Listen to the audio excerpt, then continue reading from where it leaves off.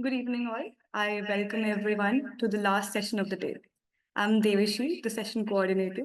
This session will be chaired by Dr. Nagendra Srinivas, Associate Professor of Center of Russian Studies, School of Language, JNA. I further hand over the proceedings of the session to Sir.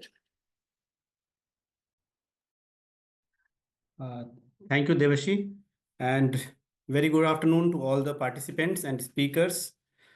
And first, without any further delay, I would like to invite the first speaker, Dr. Alessandro Ganassi from Italy, and he'll be presenting on the paper Doing Away with Time, a tentative rational reconstruction of the notion of ontological reduction according to Vasubandhu's Abhidharmakośa bhāṣya and its problematic employment with respect to time.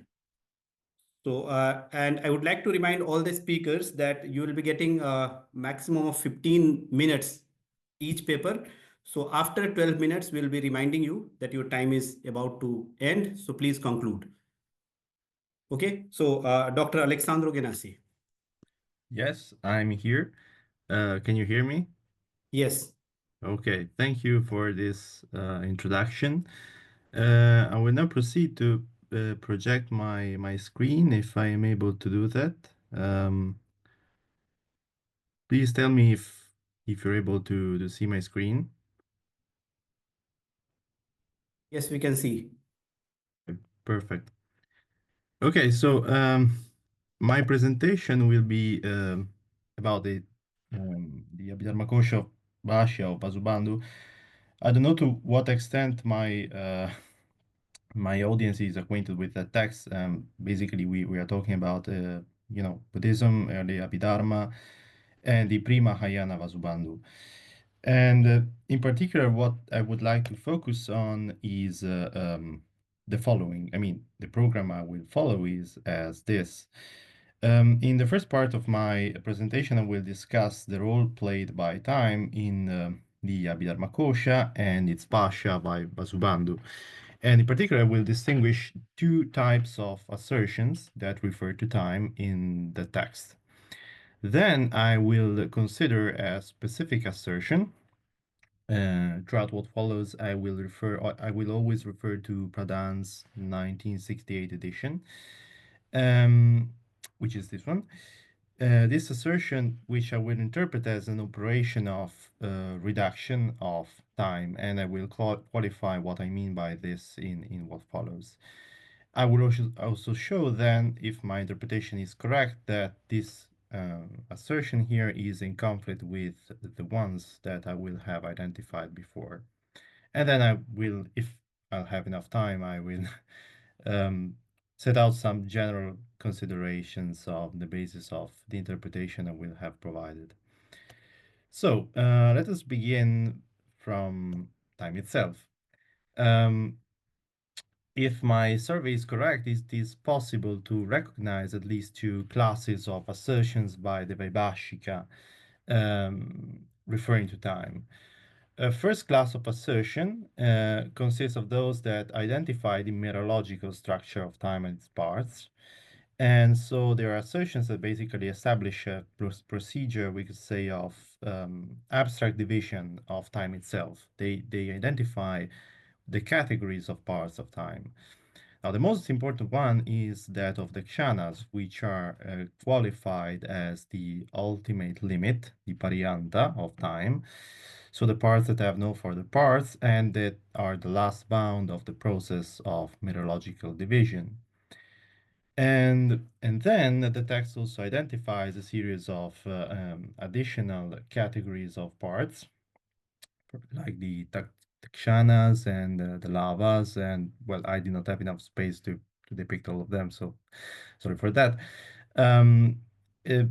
There is basically a procedure that the text follows, quite specific. Basically, every member of a certain category is associated to a certain number of members of the category of immediately lower order. So for instance, Dakshana is defined as that part of time that has 120 kshanas for immediate parts, and so on, basically for the other categories. Now, this is important for what follows, so please keep this in mind. And this was the first kind of, the first class of assertions referring to time. Then there is a second one, which is, to a certain extent, much more important, which is basically the class of assertions in, at the parts of time in English. Parts of time falling within the typologies that we identified before. So they establish what is the case or what is true with respect to certain parts of time. Here, I have provided some basic examples. The content is not important. What matters is the logical form, you could say, or the structure of these assertions that basically can be reduced to the following. That is, with respect to a certain time unit x, it is true that such and such. So time and its parts, at least in these assertions, in this type of assertions, fulfills the following function. Time enables the relativization of the truth of assertions. That is, they basically allow us to say that a certain thing is true or is the case with respect to a certain unit of time, and at the same time it is not the case or it is false compared to another. And this is something that we do also in English. When you say, for instance, that at 11 o'clock it is raining and it is sunny at 12, the sentence "it is raining" would be true at 11 o'clock, but false at 12. And basically, probably, I would say that the theory of the Sarvasvada Vaibhashika, at least from the Kosha, could be reconstructed as a set of statements for the large part. I mean, basically containing the assertions of type A plus a large series of assertions that follow this structure here. So far so good, but then there is this assertion I was referring to before in the introduction, which is the one that leads to major problems, which is this one here. So at a certain point, the opponent, we could say, asked to the Vaibhashika question, what is this dharma called kala, called time? And it is the Vaibhashika answers, it is a name, adivachana, referring to the samskaras. In the Sputarta Abhidharmakośa Vyākhya Vayashumitra, this part of the text is qualified further as follows. Basically, it is being asked what is the abhideya of this abhidhana, that is time. So what is the entity out there in the world? We could say that is being referred by the abhidhana, that is the word time. And as Yashumitra specifies, when we use the term time, we refer to the samskaras of the past, the present, and the future. So we are referring to, in Abhidharmic terms, to a certain category of dharmas, so those ultimate constituents of the world, that is coextensive with samsayukta and viprayukta samskaras. We don't need to too much these details. The most important point here is that then when we use the term time as a linguistic term, we refer to some other kind of entity, not to an entity time in itself. Now, I would like to discuss further what is, the kind of relation that is being employed here, because according to my interpretation, what is going on here is an attempt to reduce time to the samskaras. So this assertion here can be taken as basically kala reduces to the samskaras. The relation of reduction, according to a certain literature, is expressed in natural language by certain terms like x is just y, or x is nothing more than y. So it is something that occurs also in natural language. In this context, I think that it can be generally reconstructed according to these conditions. If we have a theory T1, with which I mean a certain body of knowledge expressed in language that contains the assertion A reduces to B, then we are supposed to remove the term A from the vocabulary of the theory, and also remove the corresponding object A from the ontology of the theory. and replace any occurrence of the term A in the original theory with the term B. So this means that from the starting theory T1, we obtain a new theory, T2, that contains no reference to A, and that replaces for every assertion in the original theory where the term A occurs, another assertion with B in its place. So everything that in T1 was said of the term A, in T2 is said of the term B. So if T1 included basically these assertions like A exists and A is red, T2 will be B exists and B is red. And I think that what is going on here is exactly something like this. I mean that again, the assertion we had discussed this before from the Kośa can be interpreted in these terms. And there are also other passages from the Kośa that suggest that my interpretation here, I think, is correct. That is basically those passages where the Sautrantic opponent argues that the samstalakshanas are not separate or distinct from the dharmas they qualify. Here the text employs expressions like na dravyantara and na anya.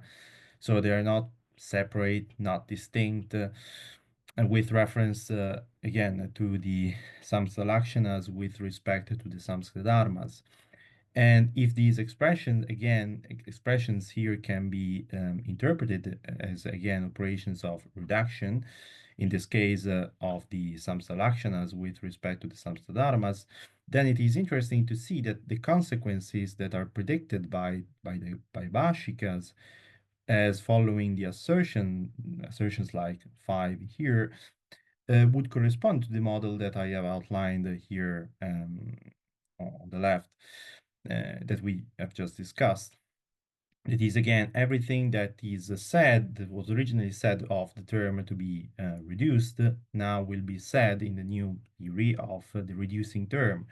So for instance, in the original model of the Vaibhashika, the samstadharma is lakshya, is to be characterized, and the samsthalakshana is lakshana.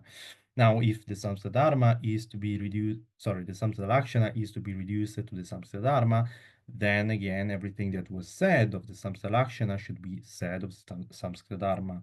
And so the samstadharma now would not only be lakshya, but would also be lakshana. And expressions like rupasya utpada, which in this context means rupasya jati, where jati is one of the types of the samstalakshanas, would become rupasya rupam. That is, again, the term jati or the term utpada should be removed from the theory and replaced with the reducing term that in this case, I mean, this context would be rupa, which is one of the samstadharmas. But this leads to major problems in the sense that basically what we should do, I mean, if my interpretation is correct, then is what we are expected to do by the Vaibhashika is that we should replace the original theory with a new theory which does not contain time at all, and where the term kala and such similar terms does not occur, and which includes in their place, the term samskara. So what happens, or what should happen then, is the following. That is basically for instance, in the original mereological structure that I outlined in the beginning, kala should be replaced by samskara or samskaras, whatever that means. And so those that in the original theory were definitions of categories of time, now in the new theory are definitions of categories of parts of the samskaras, whatever that means again. And most importantly, then, all those assertions that were the assertions of type B that we discussed in the beginning, that, for instance, quantify over the kshanas or similar other terms, and that refer to them like these ones that I have reported here, well, they would not refer anymore to parts of time, but parts of the samskaras. And so time in this new theory cannot anymore fulfill the original theoretical task that it could perform in the original theory. That is, we cannot employ it anymore to relativize the truth of assertions. Now, those assertions would refer not to parts of time, but parts of Dr. Ganassi, please Yeah. conclude. You have 2 more minutes. Yeah, sure. This was my my last slide. And so as I was following, the main point would be that, again, the parts of time cannot, in the new theory, time cannot perform the original task that it could perform in the original theory. And this, according to my interpretation, is a major theoretical problem for the theory of the Sarvastivada. So from this, we could, there was another part, of my presentation in which I discussed also the possible conclusions that we could derive from this finding. But speaking of time, I don't have enough time to discuss them. So I leave these further considerations to you and maybe to possible questions that you could have. So yeah, that's it. Thank you very much for your attention. Thank you, Dr. Ganassi, for strictly following the time schedule. And if there is question, there are questions, then we can take it at the end of the session. Now I request Dr. Apala Vats from India to present her paper on reclaiming knowledge, decolonial perspective on resisting Western hegemony and reviving India's intellectual heritage. Dr. Apala Vats. Thank You you, have 2 sir. minutes. Good afternoon, everybody. Like Sir said, going to be talking about reclaiming knowledge, decolonial perspectives on resisting the Western hegemony and reviving India's intellectual heritage. Now, it is a truism to mention that the enduring legacy of colonialism is not confined to territorial domination, but also manifests in the intellectual and cultural spheres. Western epistemologies that we've gotten so accustomed to are undoubtedly propagated through colonial rule, and they have long overshadowed the indigenous knowledge system, especially in the global south. India, with its rich and diverse intellectual heritage, remains one of the prime examples of this intellectual subjugation. Now, we know that we are here in this conference trying to explore the decolonial perspectives on reclaiming and reviving the heritage that we are talking about. But we also have to take into account that this conversation spans millennia in fields such as science, philosophy, governance, and arts. By challenging the dominance of Western knowledge frameworks, the paper seeks to explore how indigenous epistemologies can be recognized and revitalized in the contemporary global order. India's intellectual contributions, which are rooted in texts like the Vedas, the Yoga Sutras, Shastras, and the Arthashastra, they offer alternative paradigms to Western knowledge, particularly in the fields of governance, social organization, mathematics, and medicine. But what is the catch here? The colonial encounter severely disrupted these systems of thought, reducing them to subjugated, marginalized, or even forgotten knowledge. I think one of the key and operative words here is when we're trying to talk about reclaiming and taking inspiration from the intellectual traditions of the past, is to look at it in a sense of knowledge that has been forgotten.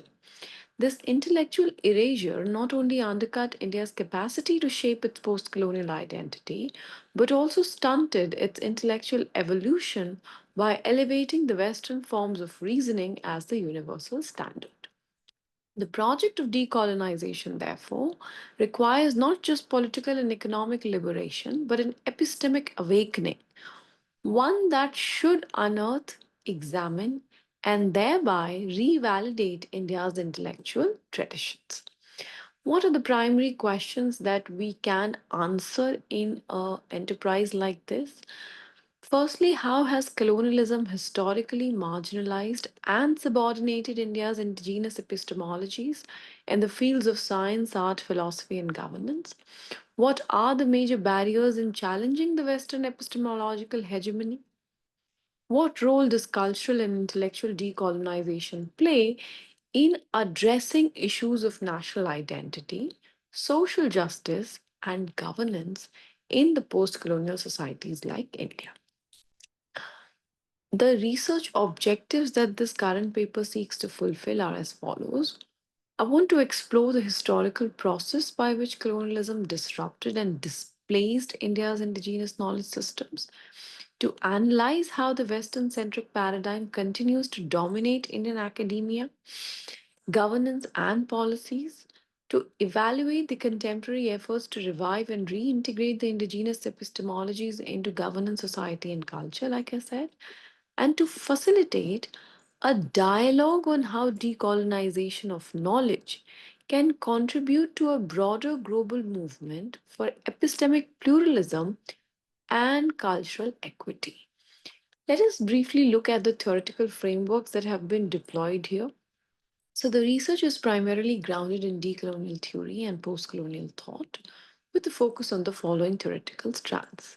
There is, of course, decolonial epistemology. Walter Mignolo and Anibal Cuyano's work on coloniality of knowledge posits that Western epistemologies are not universally applicable, but are the product of a specific colonial history that seeks to universalize Western ways of knowing while silencing the other epistemologies. Mahatma Gandhi's vision of Swaraj further emphasized the indigenous knowledge in form of decentralization, local self-governance, and community-based development.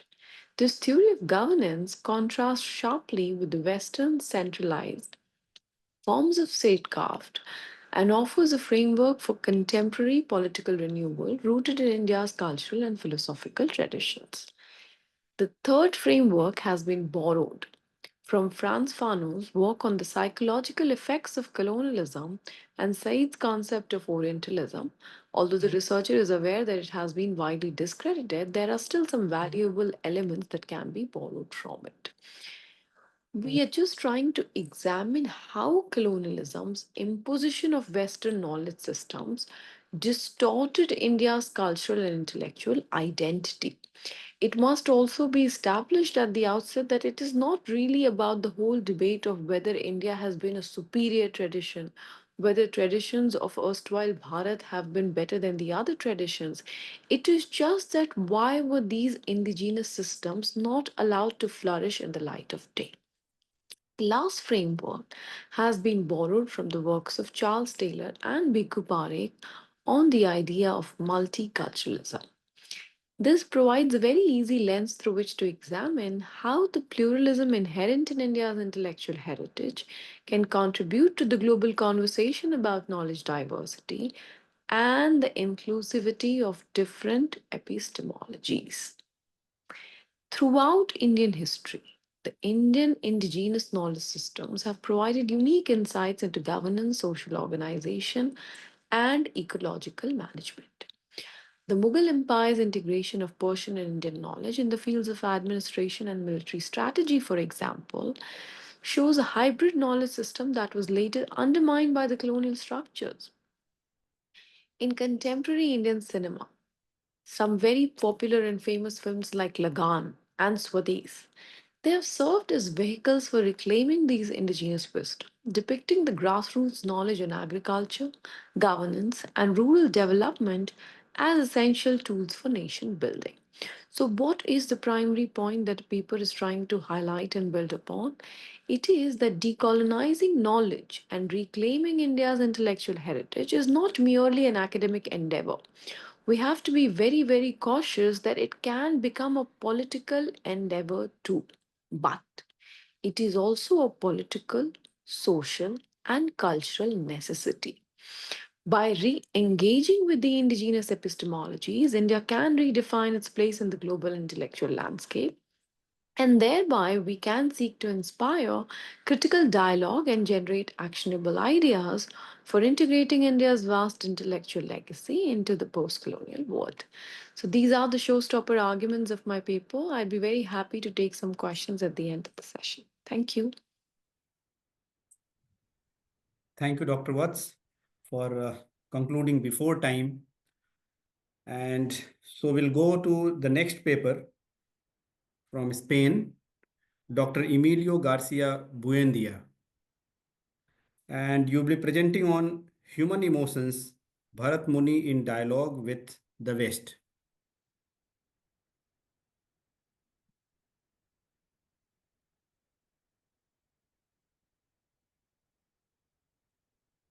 Dr. Buendía.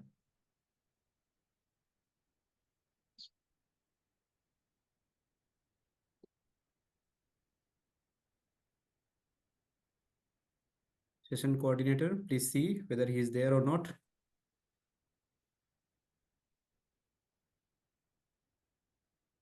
Sir, he should be present. He was there a while ago. Let's see. Sir, it's okay. You can continue with other participants. No, we can he is there. He needs to unmute himself. Okay, please unmute yourself. Yes, he's there. Please unmute.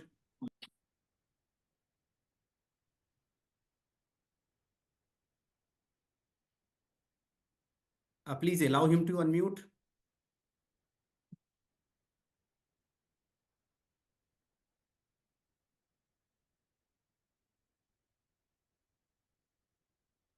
So there are no restrictions on unmuting oneself. So they must be like there must be some issue from their side only because. Okay, Yeah. Dr. Buendía, please unmute yourself.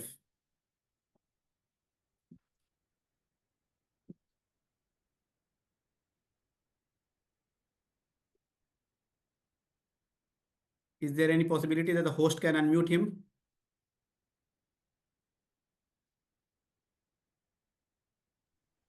He has to accept a request.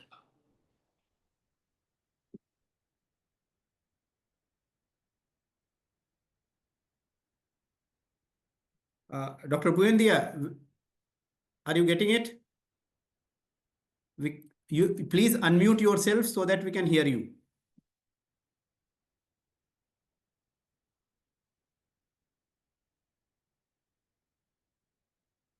No.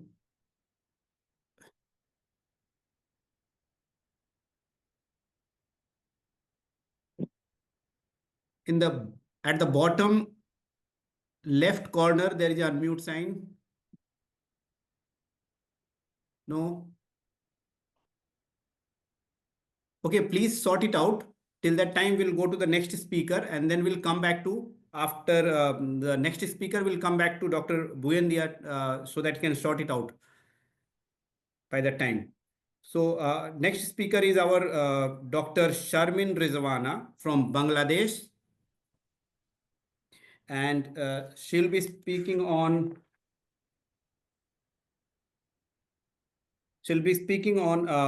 exploring early medieval perspectives on health, a case study of sculptural evidence from Southeast Bengal. Dr. Rezowana, please. Thank you, Dr. 15 Srinivas. minutes, and after 12 minutes, we'll be interrupting you. Okay, thank you, Dr. Srinivas.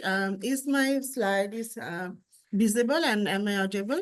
Yes, you are perfectly audible and your slide is visible. Thank you so much.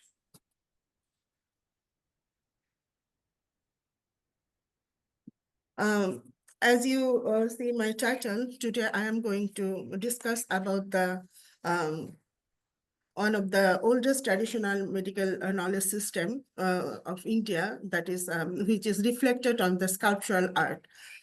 So we know that one of the world oldest traditional knowledge system in India, traditional health system. The oldest source of information about Indian culture are the four Vedas, a scarred composition probably compiled over several centuries during the second millennium BCE. The knowledge about Vedic medicine contain mainly the fourth and last Veda, which is called Atharva Veda, and a related later word, which is Kaushika Sutra. Later in the post-Vedic era, the ancient Indian system of medicine acquired the name of Ayurveda. And the golden age of Indian medicine lasted almost 2000 years from about 1000 BCE to 1080. The most famous work written at this time or the medical state is known as the Charak Samhita and the Sushruta Samhita. This is to mention that the commentator of Charaka and Sushruta, who was Chakrapani Datta and whose activity year was approximately mid-11th century AD, he belongs to Bengal. And there are several other medical writer belongs to Bengal. Their that's why we choose our field of research, Bengal, as Bengal means present-day Bangladesh and the West Bengal of India. As it is the West area, so we selected only the Southeast Bengal for our current study. So the other writer from Bengal, they were, one of them were the physician of King Bhimpal, and he was the court physician of Govindra Chandra, whose name was Shur Sen. And he was active during the 1280. He also he wrote a book named Briksha Ayurveda that was based on the medical plant. And another book of his, it was named Loha Sarvasya, which was wrote on the medical use of iron. The other writer was Bongo Sena. He was also in the same era, and he wrote the Chikitsa Shastra Sangraha, which described the use and preparation of iron in medical science. Thus, this literary source testified that in ancient Bengal was a fertile field for the practice of medical science.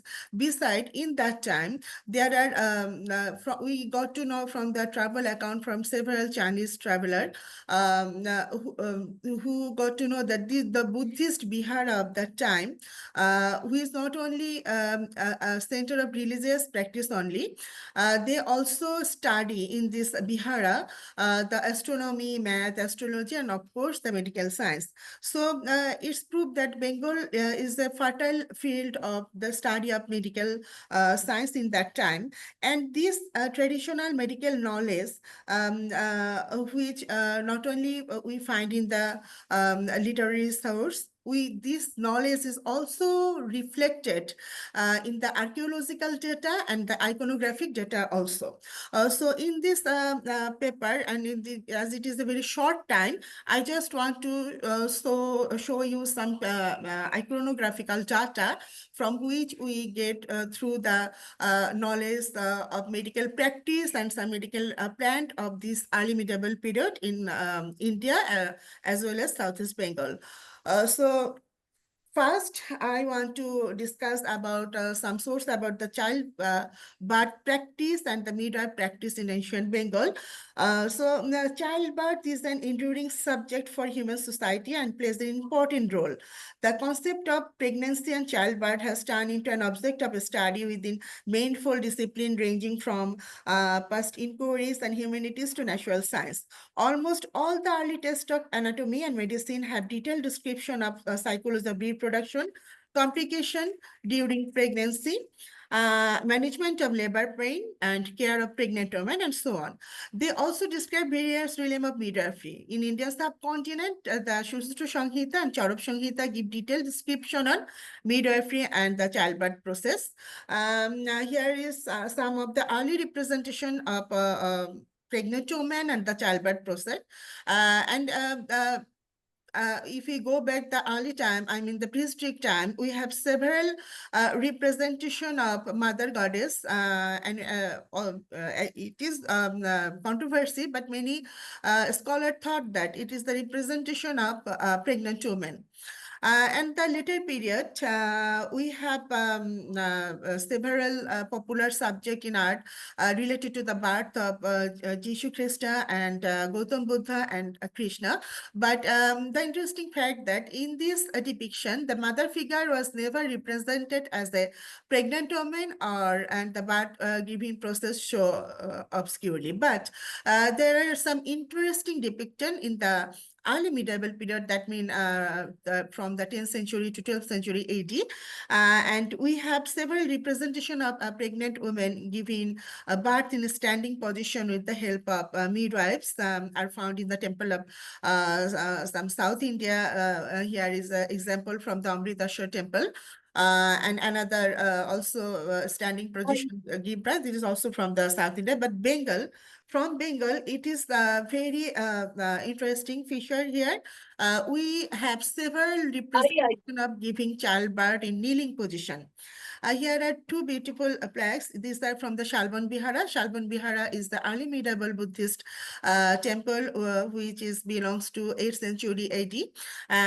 The recent excavation has unearthed the Bihar complex, which has a series of depiction of the childhood scene of Krishna. And here is the birth of Krishna. And we can see first one.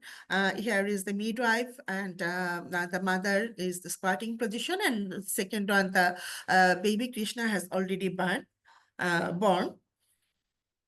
These are the later depiction in same position, birth position, but it has a little upgradation. You can see a bowl under her arms, and from the first one, it is from the Kantanagar temple. It is 18th century temple located in Bangladesh, and second one is the also 18th century temple, which is located in West Bengal. In this depiction, the kneeling position, we thought that it was a popular position in Bengal in that time, because we have this depiction from the 8th century AD to which is continued until to the 18th century. So this reliefs provide some valuable information about the contemporary childbirth process. First, the position of the mother, and second, the requirement of midwife. Necessity and importance of midwife also has been described in the archaic medicine text. The 10th chapter of Shushruta Sanghita described the important art of midwifery at great length. According to Shushruta, that pregnant women should transfer to a special home for delivery, which is called Shutika Griha, on an auspicious day. And when the time of delivery approached, 4 midwives were summoned. Shushruta especially mentioned the fingernail of midwives must be well trimmed, and they must wear clean and white garment. So this kind of practice, which reflected in the early sculpture of Bengal, it is surprising, and we have seen the marvelous progress achieved in the such ancient period. Second one, it is a controversial sculpture, because many iconographer called it Shabdo Jato Shiva sculpture, and other called it mother and child. Which one is interesting here? You see the child beside her breast, and one female is massaging her foot. So now we have several thousand, hundred of sculpture of this kind, which is from Bangladesh, both Bangladesh and West Bengal. So nowadays, various studies prove that the foot massages positively improve the postpartum comfort, reduce pain level of mother after vaginal delivery, and reduce unnecessary medication. And recent study also indicate that the foot massage has a positive effect of increasing the volume of breast milk of mother in postpartum infant. So this knowledge was, these things was informed in that time people of this country, and this sculpture give us this hint about hints. So second picture, second topics, I will jump about the pandemic, representation of pandemic in the sculpture. This kind of, we have four this kind of sculpture, which all of them found from Bangladesh, and they are called Pono Shaburi. So Pono Shaburi is a Buddhist goddess, and he is associated in Vajrayana Buddhism. And there was a tribe whose name is Shabara, and it is thought that Pono Shaburi belongs to deity of that tribal people of this early medieval period. And his other name is, she's also known as Shorbo Shaboronam Bhagavati. So she is the goddess, this Namit culture indicate that she is the goddess of Shabara. And she's also, her worship also give effective protection from the outbreak of epidemics, as well as other disease, assuring safety to pandemics. So all of these three figures, we saw the 6-arm and pot-boiled goddess standing on Alira position on double petal lotus, and as required by the sadhana of Sadhanmala, She's trampling upon the disease and pestilences under her feet. I am giving the detailed pictures here. Okay, and you can see the human in disease form, and there are circular pox mark all over their body. And she has leaves on her hand, which we believe it is the mangoza neem leaves. Still now today, mangoza or neem leaves is used to treatment for chicken pox in rural Bengal. So this sculpture shows that this disease was had a smallpox has all been general diseases in the subcontinent, and from the story books and from the sculptural evidence, we got to know that people got died from it. Even many of those who managed to recover carried marks of this disease with their own face, and sometimes even lost their eyes and other defected. Antiquity of this disease in this region can be found on some earliest medical text. For about 2000 year, a disease called Mushurika has been recognized in Indian medical compilation. Later, this term used to designated smallpox. However, the Atharva Ved does not contain this name among the ancient diseases. It was first mentioned in the early medieval compilation in Charoka and Shushustra. It described as a Dr. fatal. Rezowana, please conclude. Oh, okay. So I will show another some picture who is featuring the Vaga Jogo. I mean, we have several terracotta sculpture who is featured the various yoga position which is practiced. We thought to be practiced in early medieval era in Bangladesh. Here are some picture.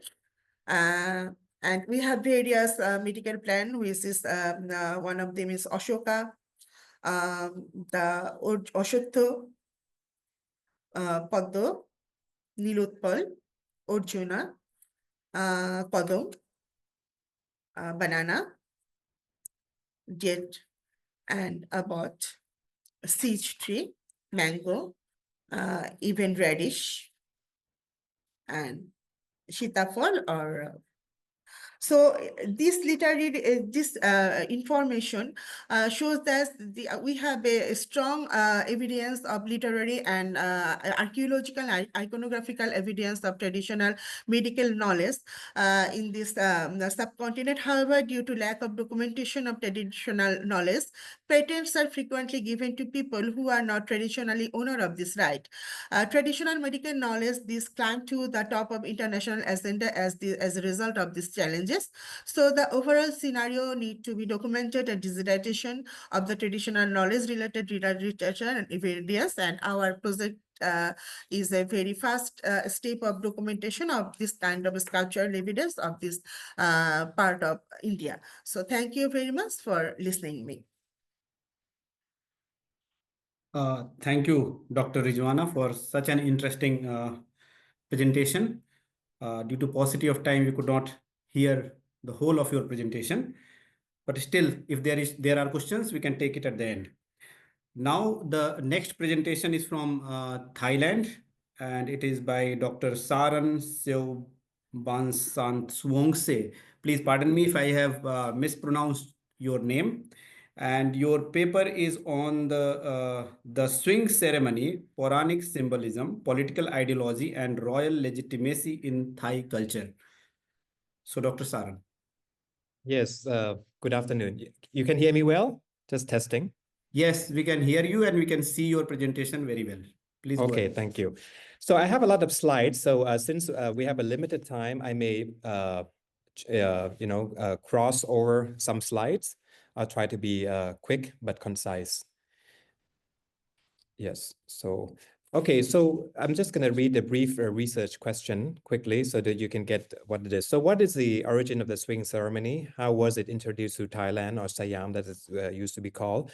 What are its textual sources? Is it influenced by any Puranas? That it follow any Puranic narrative?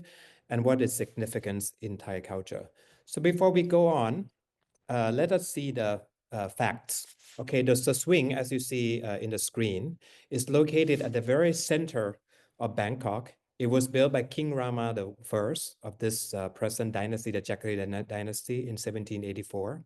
After the capital was moved from Ayutthaya to Bangkok, its present capital. Its height is 21 meters, width 10.5 meters, renovated several times, as you see on the screen. It has not been in use since 1935 when it was abolished, when the ceremony was abolished. Before then, it was used for the swing ceremony during a festival called Triampavai and Trupavai festival performed by the court Brahmins. Let's quickly see who are court Brahmins in Thailand. So it's believed that the court Brahmins have their ancestors from India. There are 4 types of court Brahmins historically. Horacharya Brahmins, Atharvayu Brahmins, Utkata Brahmin, and Brahman Brahmins from different branches of Veda, as you see on the screen. In this present period, only 3 categories of Brahmins are left. So Vidhi Brahmins, who perform royal rituals, Horada Brahmins, who are astrologers, and Vritti Pasha Brahmins, who are believed to be elephant Brahmins, or who used to take care of the elephants and to catch elephants and so on in the pre-modern period. These are some of the photos of the present-day Brahmin performing court rituals.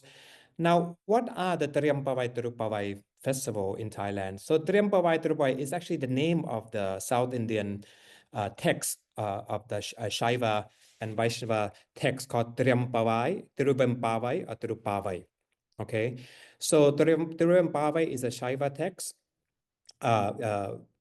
composed by Shaiva Sen, Manikavachaka, as you see in the left, the bronze of Manikavachaka in the 9th century. Tirupavai is a Vaishnava Bhakti text also composed in Tamil, composed by Andal in the 7th century. The festival in the Thai context is performed in the 2nd lunar month of the Thai months, which is equivalent to the Tamil month of Margali, and is always start on the Shukla Saptami Tithi. The purpose of this festival is really to welcome Shiva and Vishnu, who come down once a year to visit the human world.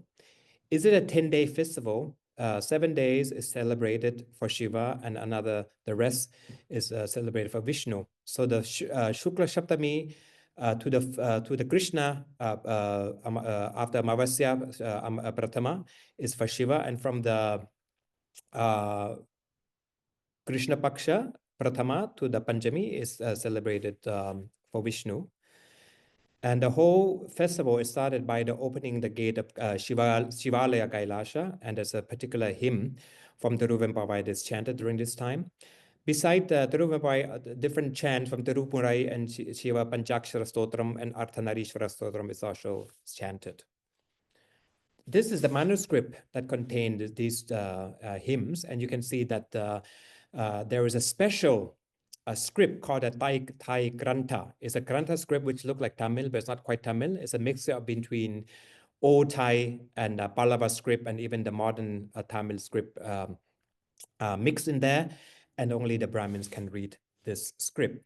And they keep it very secret, so not many scholars are able to really study this kind of manuscript.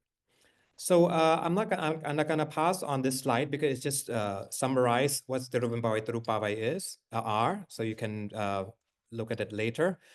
But it's something that I want to say that the Tiruvenpavai Tirupavai hymns, normally these hymns are chanted by actually the ladies in the month of Margali around December, January month, and not really by men or by the Brahmins. So it's interesting to observe that how these hymns are utilized in Thailand in court rather than in household, as in South India nowadays, and are chanted by male Brahmins instead of female householders. Now let's look at the literary sources that talk about the swing ceremony. So the first one is law books from Ayutthaya period, composed in the 15th century that mention about the swing. The second is the chronicles or history of Ayutthaya written by a Dutch East India Company explorer in the 17th century, who state that the king of Ramrat sent a swing, Ramrat, he says in India somewhere, a swing, a plank, and 2 Brahmins to Siam during the reign of King Ramatipati in the 16th century, and that it was to perform when this Dutch person, Van Vliet, visited the Ayutthaya period, Ayutthaya kingdom a century later. I'm just going to pass this. Then the third one, another literature from the late Ayutthaya period, middle Ayutthaya period, I would say, in 17th century, the Dwadasha Masa, or the 12 months ceremonies in Thailand. Is the swing ceremony is also is one of the festival that's celebrated in the Ayutthaya. The fourth is another book called The Legends of Brahmin from Nakhon Si Thammarat, which is the south, in the south of Thailand. It's composed again for use in the court during the reign of another Ayutthaya king in the 14th century that mentioned a copper swing situated in the center of the city. The fifth is another book from the Sukhothai period, which also mentioned the use of swing in some kind of ceremony. And the sixth is the most recent eyewitness of the swing ceremony written by King Rama V in the Ratnakosin in the present day period that describe a swing ceremony which is being celebrated. Now let's look at the legends around the swing ceremony. These narratives are the first one, that Shiva tests the earth's stability by standing on one-legged on a naga, which is tied between Mount Mandara and Mount Kailasha. The second narrative is Brahma, Vishnu, and Shiva created the earth, but Parvati is doubtful whether the earth is strong enough. So Shiva tests the stability of the earth by standing one-legged, again on a naga stretched between two mountains, and they just test the stability with one leg touching the earth. And the last one is perhaps from the Skanda Purana, or inference from Skanda Purana, the Indandana garden, the Indra's garden. The Asuras created a swing for Shiva and Parvati to enjoy and sit on Vasuki. And then as a result of the swing, the earthquake occurred and the flood also occurred, nearly destroying the earth. This is some of the imagery of in the Devasthana, the present Brahmin temple in Bangkok, where the swing is located in front of this Devasthana. So let's look at the procedure of the swing ceremony, how it used to be celebrated. So before the festival, a king appoints Praya Yinchingcha, or master of ceremony of the swing, who are normally a minister in a ministry, a senior minister, and 4 Nali ones. So Nali one are the court Brahmins, which are dressed like snake and who have naga hats. Then the Maharaja Guru, or the head Brahmin, chant the hymn that I mentioned to you about opening the gate of Shivalaya Kailasha. And then on the morning of Shukra Saptami, the minister of Priya Yinchingcha dressed in white and acting as Shiva and joined the procession. And fourth, Brahmins bring out the master plank representing 3 other planks, Surya and Chandra and Bhudevi and Ganga. Fourth, 3 planks are used one after another to swing. And then the Nali ones, as you see in the photo in front of you, get on the swing and just start swinging the planks. The fifth, the Nali one with the naga hats, you see this in naga hats, swing and grab the money. The money is another pole here. There's another pole that are placed in front of the swing, and with the dakshina, with money there. So these people would swing, the Brahmin would swing and just grab the money here with the mouth. And the sixth, the Kanta Sagara, or a pot that representing the nectar immortality, is placed somewhere here to symbolize sacred water. So now I'm going to play quickly, I'm not sure it will work, a video from the swing ceremony just for you to see how it used to be celebrated. Can you see the video? Anyway, yes, so I hope running, you can see. Running, please. Take it, chalo. So now this is the procession. Yeah, in the beginning, I'm just going to fast forward since we have little time. So now it's the minister appointed by king is joined with this hat. There's like a hat sitting representing Shiva. So now he put that bilva leaf in his ear to purify himself. And then now the swing happened. There's a Nali one with the naga hats jump on the plank representing Surya. So the 3 planks are used alternatively. And then they will start to these are court Brahmins. There are Maharaja Guru, different gurus and so on, different Brahmins. This the minister is another, so he's representing Shiva, and the Brahmin attending to him. Then the swing start. No. So it's very high. This thing, that don't forget, is like some 10 meters high. It's very, there's also a rumor that, because of the danger, some people fell off, and that's why the festival was canceled. But it's just an urban legend. We don't know that's really the truth. And then they have to start swinging, more and more. So you see, in order to get the swing to go really, high, and in order to grab the dakshina on another pole, they have to really move the swing with momentum in order for swing to go in full swing. And, again, enact the Puranic influence stories I mentioned to you about. Now, so this kind of thing will be done 3 times on different planks, representing Surya, Chandra, and other, Navagraha. Okay. See, this is the plank that they have to grab the dakshina that I mentioned to you about. Okay, so I'm gonna skip. So what is the point about this thing? Now, this is the plank. And so now the ritual is canceled and is no longer done. In present day, as you see in this present picture, the plank now is made new. And then this is for example, imagery of Ganga or Surya and so on. And then the Rajaguru is actually worshipping it with Arati and so on. So, but now the ceremony is no longer done, but the ceremony still take place, the Triyombai Tirupavai festival that I mentioned. See, the 3 planks are being worshipped. So now let's look at scholarly views, what people said this swing ceremony that you see represent. Achyutananda, a Brahmin from Varanasi, came to Siam in 1830 and observed that the ceremony may have been like the Maghavidhanam that used to be celebrated in Varanasi. An Italian architect who worked in Thailand thinks that it represents Samudra Mantana. Another British archaeologist, Wales, suggests that the Rig Veda actually described the sun as a golden swing floating in the air, and is represented that Shaiva superseded Saura cult in this region. So the Rig Veda said, Tisro dhyavo nihita antar asmin tiro bhumihi uparaha shatvidhana. So blah, blah, blah. In him are deposited the 3 heavens, the 3 earths with the 6-fold order or the seasons. The wise King Varuna has made this golden sun swinging luminously in the sky. So he thinks that this singing ceremony in Thailand may have its source in the Rig Veda. The common belief, though, by Thai people and many people thinks this swing, and as you also saw in a narrative that I told you about, represent the dance, the cosmic dance of Shivanataraja.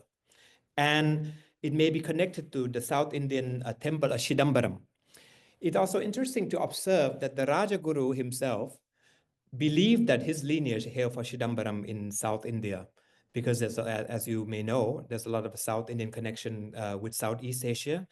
And the Brahmins in Thailand, many of their family believe that their ancestors came from South India. And due to the imagery, due to this narrative in the swing that I told you about, they now came to believe that they may have come from Chidambaram. This is the present, modern photograph of how the ceremony is still being conducted. You also see parallel in the swing ceremony in India, contemporary ritual and so on. So in a marriage, both South and North Indian, you see, the bride and groom sit on the swing. Dr. Saran, please conclude. TK is done. And then, so swing, you see teach in North India.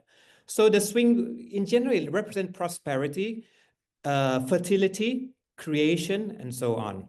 So this is the main message of this that could represent. So to conclude, the ceremony is part of the Triyambavai Tirupavai festival, which incorporate a blend of various South Indian rituals, showcasing South Indian heritage, blending Vedic, Puranic, and Tamil Bhakti traditions. My opinion, this swing, look at the astrology, the Tithi, and so on, it may represent Makara Sankranti, which happened when the sun moved from the Dakshinayana to Uttarayana, combining with Ratha Saptami, which happened a month later on when the sun is venerated. Textual sources point out the ceremony was introduced to Siam at least some 13th century, that the earliest textual source that we have. It adapts so many Puranic story in creating its own localized version. The festival underscored the king's divinity because it's celebrated in honor of the king, with his representative present in the festival. And the festival represents a compromise between Shaiva Vaishnava tradition in a foreign land, because normally Tirumabhai Tirupavai's festival never celebrated together in India, but in Thailand, these two texts in Shaiva and Vaishnava are celebrated together in one temple. That's it. Thank you so much. Okay, Finish. thank you, Dr. Saran, for the wonderful presentation on swing ceremony and this in Thai culture. Now I would like to invite Dr. Emilio García Buendía. Because of some certain technical issues, he was not able to present at that time. So he'll be presenting from Spain on the title Human Emotions, Bharatamuni in Dialogue with the West. Thank you very much. And I'm going and apologize for the technical problems. I'm going to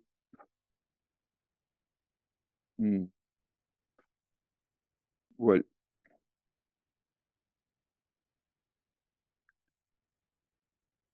Well, first of all, I would like to thank Nehru University for organizing this great conference, as well as Professor Pranakumar and all persons who have collaborated with him in this enormous effort to make this conference possible. My paper would like try to bring together two great lines of thought in the area of the philosophy of emotion. One very old, solid, perfectly articulate, and unfortunately, in my opinion, little known in the West. This tradition is that of the classical India, whose main lines were marked by the great Bharatamuni. Perhaps one reason is to associate the work of this great thinker with the performing arts, when his work and that of his successor contain reflection in many many subjects, like as aesthetic and philosophy or language. The other tradition in the Western one is current research on this subject. I firmly believe that the union of both can bear great fruit and achieve knowledge, not only in the field of the study of human emotion, but also in the field of aesthetic, philosophy, and language, the nature of art, and especially in the field of conflict resolution between human beings in a globalized world. No change, neither personal nor political, can flourish without emotion. Now, the starting point, the Homo sapiens became aware of their emotion. He looked inside himself and knew that he had felt fear, love, anger, sadness, and so on and so forth. In a second stage, he began to reflect on their surrounding and began to philosophize, giving rise to what would later be called the philosophy of emotion. Here, I understand to philosophize equal to an activity which has as its object the thinking about, analyzing, and questioning of any reality. This field of study is universal, appearing in all the great tradition of thought, Greece, India, and China. But first, there arise different problems in philosophy of emotion in general. Is a feeling the same as an emotion? Do feelings arise from emotion or vice versa? What is the nature of each of them? How many emotions and feelings are there? Are some basic and other formed by the combination of other more basic or primitive ones, as happened with color? And in that case, what would that basic sampling emotion be? What are emotions for? Currently, in Occident, in Western, there are two approaches predominate in the philosophy of emotion. In descriptive definition, that they seek compatibility with ordinary linguistic usage. And another line, a normative definition, they seek theoretical explanation, often at the cost of violating ordinary intuition. Now, we are explore the answer given in classical India. The source of for study of the emotion in the Indian thought is inside the 6th and 7th book of Natya Shastra. Is right by Bharatamuni. Bharatamuni and the importance of his work are so well known that it's not worth dwelling on them. Suffice it to recall the word of Krishnamurti about Bharata. Bharata is traditionally considered the father of Indian drama. By the time of Kalidasa, Bharidata had come to be regarded as a Muni or holy sage. But the study of the thought of Bharata thought, there are different preliminary problems. First, the first problem is the translation the different word employed in the Natya Shastra into English or another language. For instance, I put only three examples. Baba, for instance, is translated by Moner Williams as emotion. And Ghosh, in his translation, last translation of the Natya Shastra, translate the Baba as emotion. But in the prior translation, he translated this word as a state. For instance, rasa is translated by Moner Williams as feeling, and Ghosh in his last translation also as feelings. But Ghosh before translated rasa as psychological state. There are a lot of psychological state in the human beings. And another word as Estayi Baba is translated by Moner Williams as a durable state of mind or feeling. But what is a durable state of mind or feeling? Feeling is then Estayi Baba is the similar or synonymous as rasa.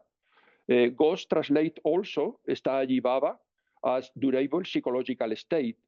In the first translation, the same author translated this word as dominant state. It's difficult to understand this translation, this meaning. But another preliminary problems are core problems. And this, I put only three examples. The first is the reference of the word in this area of the emotion, human emotion. For instance, do the words I use to designate my emotion have the same reference when used by other subjects? Or we understand different emotion. Another problem is attribution of mind.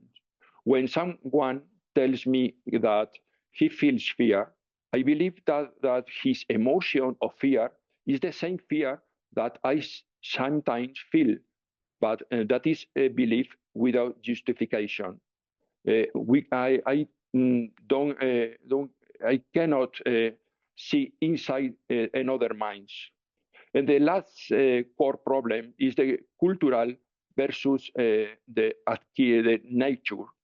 In the world of human emotion, which part is due to physiological or evolutionary factor, and which part is due to cultural elements?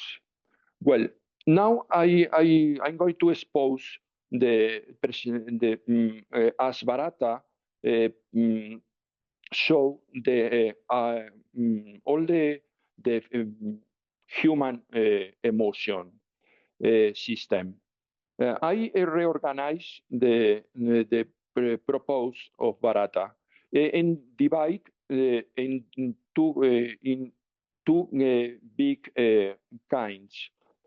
For one's emotion and another complex emotion, complex emotional states. The emotion, I feel this way because all word employed by Bharata employ the use the word baba, and baba the meaning is clear. Its meaning is emotion, and I divide the emotion in two big areas: static from a static aspect and from a dynamic aspect. The static aspect is formed by three elements: basic emotion, sthayi bhava; complementary transient emotion, vyabhichari bhava; and involuntary emotion, sattvika bhava.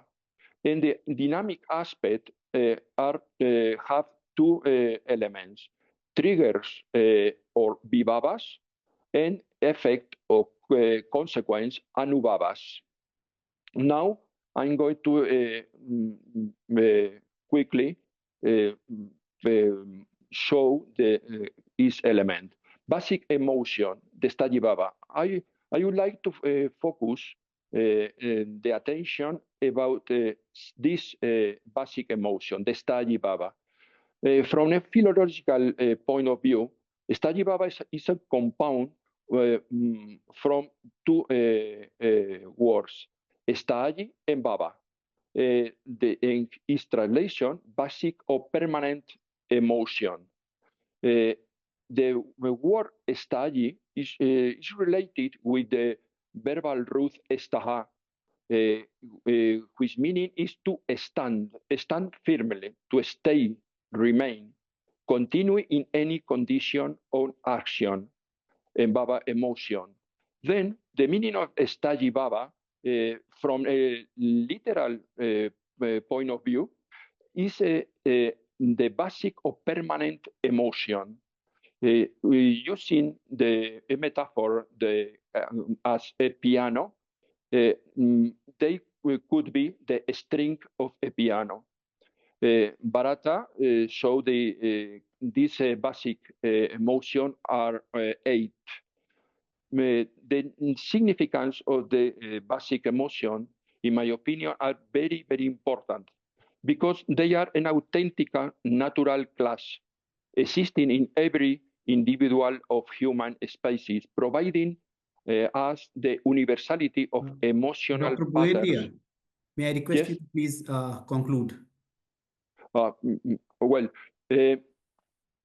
and going to the Western position, I saw the the position of the Paul Ekman and the Western opinion, and the Paul Ekman considered in Western, in philosophy of emotion, that human beings has 8 emotional basic emotion, and is very consistent with the thought of Bharata. Then the precision of the language used by Bharata and the Indian sage in this field is even today superior and more accurate than they use in research in Western philosophy of emotion. The approach of Bharata and his followers is consistent with the motivational thesis on the nature of the emotion, and especially with the position defended by Paul Ekman on the existence of a basic universal emotion. Bharata and the Indian philosopher and art and aesthetic didn't limit themselves to reflecting on emotion, but link their intuition to the totality of the human being, especially to the nature of art, the philosophy of language and aesthetic. They also show that through the artistic experience, it's possible for the subject undergoing HIP to an internal transformation through the desindividualization, moving from the singular to the universal, understand that it forms part of a whole. Thank you very much. Thank you, Dr. Buendía, for explaining us the Bharatamuni's concept of human emotions. In case there are questions, we can take at the end of the session. Now, the next presentation is from Vietnam, and it is by Dr. Thai Thuong, and she will be presenting on the philosophy of balance in Indian Ayurveda. So, Dr. Thuong, please. Hello, everybody. Can you hear me? Sorry, can you hear me? We can hear you perfectly. Thank you. I'm very happy to speak at today's conference. I will talk about the philosophy of balance in the Ayurveda, and I will come quickly. First, I will give a short introduction to Ayurveda. Then I will talk about its idea of balance.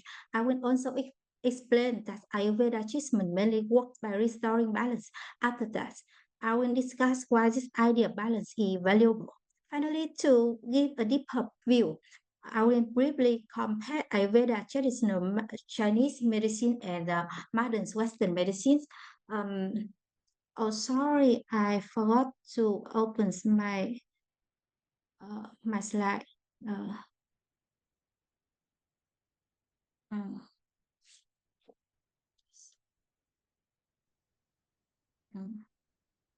Sorry. Okay. Ayurveda means the knowledge of life in Sanskrit. Many scholars believe it is all this healing system in the world. It's come from the ancient Vedic culture in India and has been passed down for thousands of years. Many natural healing methods used in the West today are thought to have their roots in Ayurveda. Ayurveda is not just about treating illness. It's maybe a complete system that includes deep ideas about universe and human life. Two main ideas in Ayurveda are connection and balance. The balance and connection in the universe and in each living being are closely linked to each other. First, I can say that balance is an important idea in Ayurveda. Ayurveda sees health as a state of well-being in the body, mind, soul, life, and spirit. This idea is based on Panchamahabhuta, which means 5 basic elements, and Chidosa, which means 3 types of energy that exist in every cell of the body. When these energies are in balance, a person is healthy. When they are out of balance, it leads to illness. According to Ayurveda, balance has 2 main ideas. The first is everything in the world needs to stay in balance, and the second is each person has their unique balance. About the first, everything in the world needs to stay in balance. It is a core concept of Ayurveda. In Ayurveda, the universe is made of 5 basic elements: earth, water, fire, air, wind, and ether or space. These elements work together and support each other to keep the universe in balance. The 5 elements also create 3 types of energy, which mean those that flow in all living things. They are called Vata, Pitta, and Kapha. These energies are different combinations of the 5 elements, and they shape the way everything in nature works. The idea of these 3 energies is known as Chidosa. I will come quickly. You can see on my screen the characteristic of the Chidosa. In the body, Vata control movement, Pitta manage digestion and metabolism, and Kapha provides structure. Everyone has all 3 energy, but one is usually stronger than the other. So the 3 energy constantly interact between the body and the environment. This balance is important for staying healthy. Each person has a unique mix of the 3 dosa, which change based on diet, exercise, and daily activity. To stay healthy, The dosa must stay balanced. If they become unbalanced, it can lead to sickness. An imbalance can change how person look and feel, sometimes causing serious health problems. Many things can disturb this balance, such as emotion, food choice, weather, injuries, work, and family life. Understanding these factors help a person take the right step to reduce their effects and bring the body back to its natural state. Balance in natural, imbalance cause problem. Here, health comes from balance and sickness comes from imbalance. The body is always moving between balance and imbalance. By understanding the cause of imbalance, a person can restore their health. Besides the theory of energy and element, Ayurveda also talk about the three malas, which mean waste product and the metabolic system, which called Chayodosa Agni. The three malas are waste products made by the body during digestion and metabolism. They include mucha, which mean urine, purisa, which mean feces, and sveda, which means sweat. Sweat. If the body energy is unbalanced, waste product may not be removed properly, causing health problems like diarrhea, constipation, asthma, and arthritis.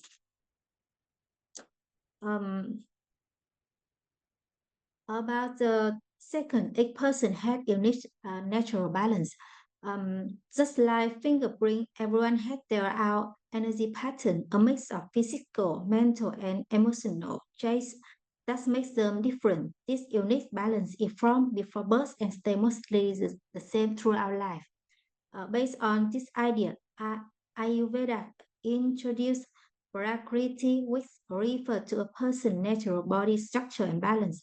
Each person has three main energy types, Vata, Pitta, and Kapha, along with three mental qualities, Sattva, Rajas, and Tamas, present in different amounts. A person's Prakriti is determined at conception, influenced by the combination of the father's sperm, Sukra, and the mother egg, Sunita. It is also shaped by the mother's health, diet, and lifestyle during pregnancy. Although Prakriti is set from birth and remains stable, daily habits like diet and lifestyle can affect the balance of energy in the body, making them stronger, and weaker.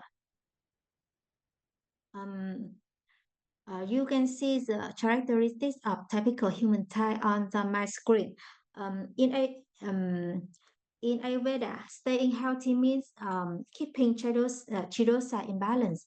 When these three energies are in their natural amount, the body in harmony and a person feel well. However, if one energy becomes too low, the body becomes weak, which can lead to illness. On the other hand, if an energy becomes too high, it can also cause health problems. To stay healthy is important to keep chidosa in balance. About Ayurvedic treatment and the importance of balance, I can say that Ayurvedic treatment focus on keeping the body balanced. The concept of chidosa help doctor understand the cause of illness and decide the best way to restore health. About diagnosing imbalance in his body, Ayurveda has many ways to check a person health. Doctor can carefully look at the symptom and try to find the root cause of the balance. He can see the tongue, the eyes, and the body and listen to the patient's voice. About preventing disease by keeping the body balanced. Ayurveda believes that illness happens when the body is out of balance. To stay healthy, Ayurveda encourages people to maintain balance in life through proper thinking, a good diet, an active lifestyle, and the use of beneficial herbs. Each person has a unique body type, so Ayurveda suggests following a daily and seasonal routine that match their body type to keep it balanced in general. Ayurveda teaches us how to maintain balance in the body, mind, and adjust our lifestyle to stay healthy. Ayurveda focus on everything from diet and exercise to herbal remedy, massage to social behavior, to building positive relationship, preventive methods such as medicine, massage, healthy food, and herb are often emphasized in Ayurveda. About treatment restoring balance in the body, Ayurvedic treatment focus on bringing the body back to balance. They are divided into 5 main types. Internal treatment, external therapy, surgical methods, mental and spiritual healing, and herbal remedy. About the value of philosophy of balance in Ayurveda. First, I will come quickly. First, Ayurveda respect natural development, guiding people toward harmony between mind and body. And second, understanding balance helps people be more proactive in healthcare. And third, understanding balance helps limit the situation of occurring one disease or but getting another. To better understand this, I will compare Ayurveda and modern Western medicine. Western medicine focus on treating disease using drug and surgery, which often save life. However, many medicine have side effects. It can weaken the body and sometimes causing new health issues. In contrast, Ayurveda addresses the root cause, imbalance in the body, and restoring energy flow and strengthening the body's natural defense system. While Ayurveda cannot replace Western medicine, it can complement it. Acute disease still requires modern treatment, but Ayurveda helps boost immunity, prevent illness, and support recovery after medical treatment. When used together, Ayurveda and Western medicines can create a more balanced and effective healthcare system. Now moving on to the part that perhaps everyone is most interested in, I will present some comparison between traditional Chinese medicine and Ayurveda, as both emphasize the concept of balance. First, let's talk about traditional Chinese medicine. It's built upon the theory of yin yang and the 5 elements. In fact, the yin yang and 5 element theory is not only a medical concept but also a fundamental principle of traditional Chinese philosophy as a whole. Looking at the large circle with black and white color, the Chinese believe that one form of matter in the universe exists in 2 fundamental states, yin and yang. Yang represents the father, man, sky, light, and fire, etc. While yin presents the mother, women, earth, darkness, and water, etc. From yin and yang come 5 elements. You can see they are mental, wood, water, fire, and earth. These elements interact in 2 ways. Generation and restriction. In the generating circle, 8 element nurtures the next. For example, water nourishes wood, and wood can become fire if we burn it. In the restricting circle, 8 element control another to maintain balance. This dynamic ensure harmony in nature in the body. The Chinese believe that the human body is made up of the 5 elements: matter, wood, water, fire, and earth. According to the 4 pillar theory in the Chinese philosophy, these elements are not balanced at birth, and the 4 pillar system seek to create the best possible balance among them. For example, I was born in winter on the coldest day of the year. According to the 4 yin yang theory, my body lacks the 5 element and had excess of water. So to restore balance, I need to supplement the 5 by eating warm food, wearing red clothing, and getting more sunlight daily. I believe that the biggest difference between Dr. Thuong? Ayurveda. Please, may I request you to please continue? Okay. I think that I'm not saying that Ayurveda or the Yin Yang and 5-element theory is better or more correct than the other, because they are quite similar and both focus on balance. However, in my opinion, Ayurveda respect the body natural balance more, as it believes that person is born as balanced system. To conclude, I think that Ayurveda is not just a way to treat illness, it's a way to apply that focus on balance, self-awareness, and harmony. It encourages people to take care of their health and adjusting their daily habit, diet, and mindset to suit their body natural needs. Unlike modern medicine, which mainly treats the system, Ayurveda look for the root cause of illness and work to restore balance. Combining Ayurvedic knowledge with modern healthcare can create more complete and personalized approach to medicine. As more people seek natural and suitable health solutions, Ayurveda provides a traditional yet effective system that support overall well-being. It's the end of my presentation. Thanks a lot.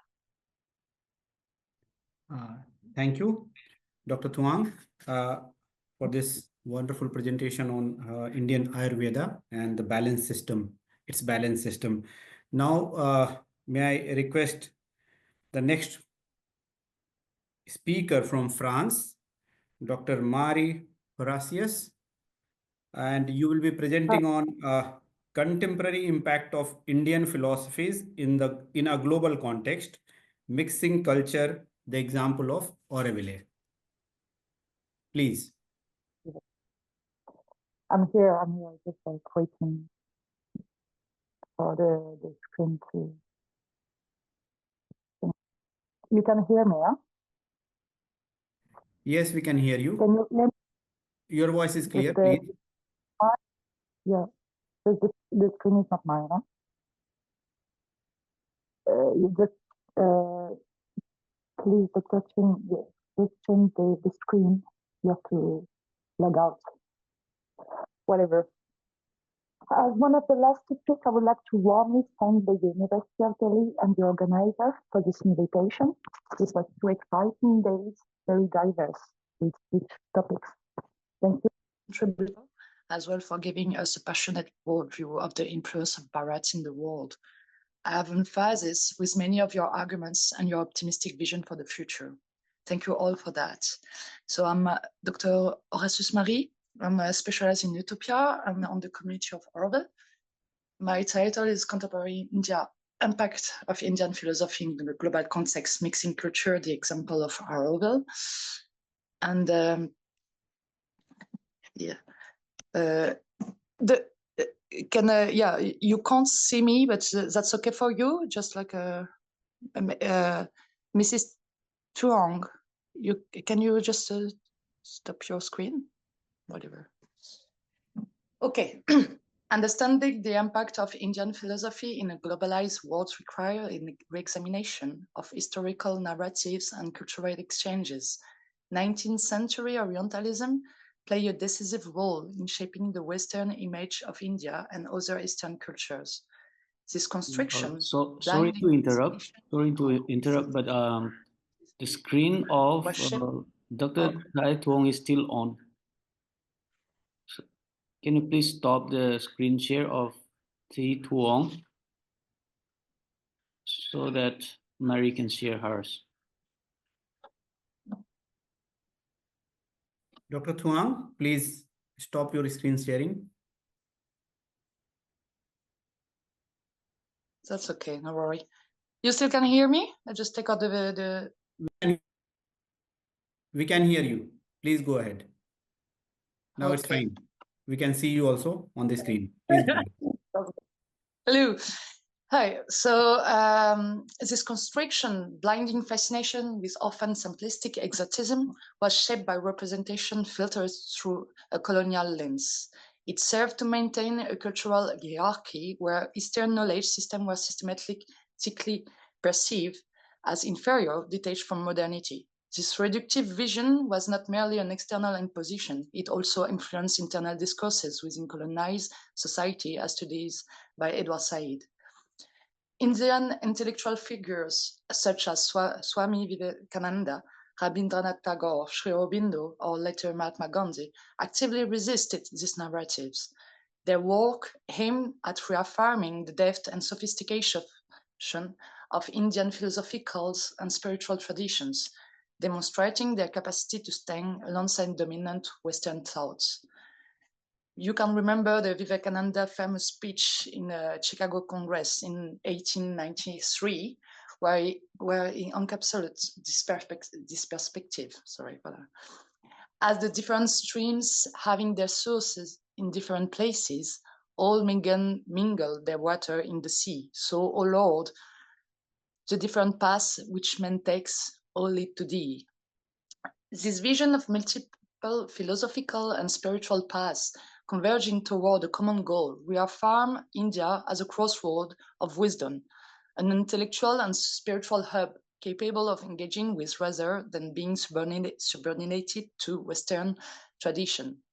The perception of India as a land of deep philosophical knowledge is not solely a Western construct. In Japan, for example, one of the historical names for India is Tenjiku, translated to heavenly land, the land of sky. This term, transmitted via China, where India was referred to as Yendu, could derive from the Indus River, although it also reflects of various Asian civilizations have long recognized India as a space of spiritual and intellectual authority, because of the Buddhism in particular. Similarly, William L. Halbach has demonstrated that the perception of India has evolved over centuries, both in the West and in Asia, while modern Europe has often reduced India to a source of esoteric spirituality and mysticism. Chinese and Japanese intellectual tradition have conceptualized it through their own philosophical and religious framework. Depending on the era and observer, India has been seen as a center of wisdom, a land of spiritual experimentation, or even recently, a declining ancient civilization.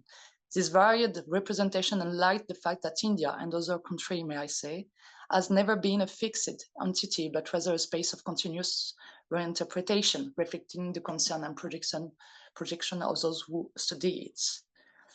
As decolonization unfolds, this intellectual reappropriation gained momentum, allowing India to reclaim its position in global philosophical discourses.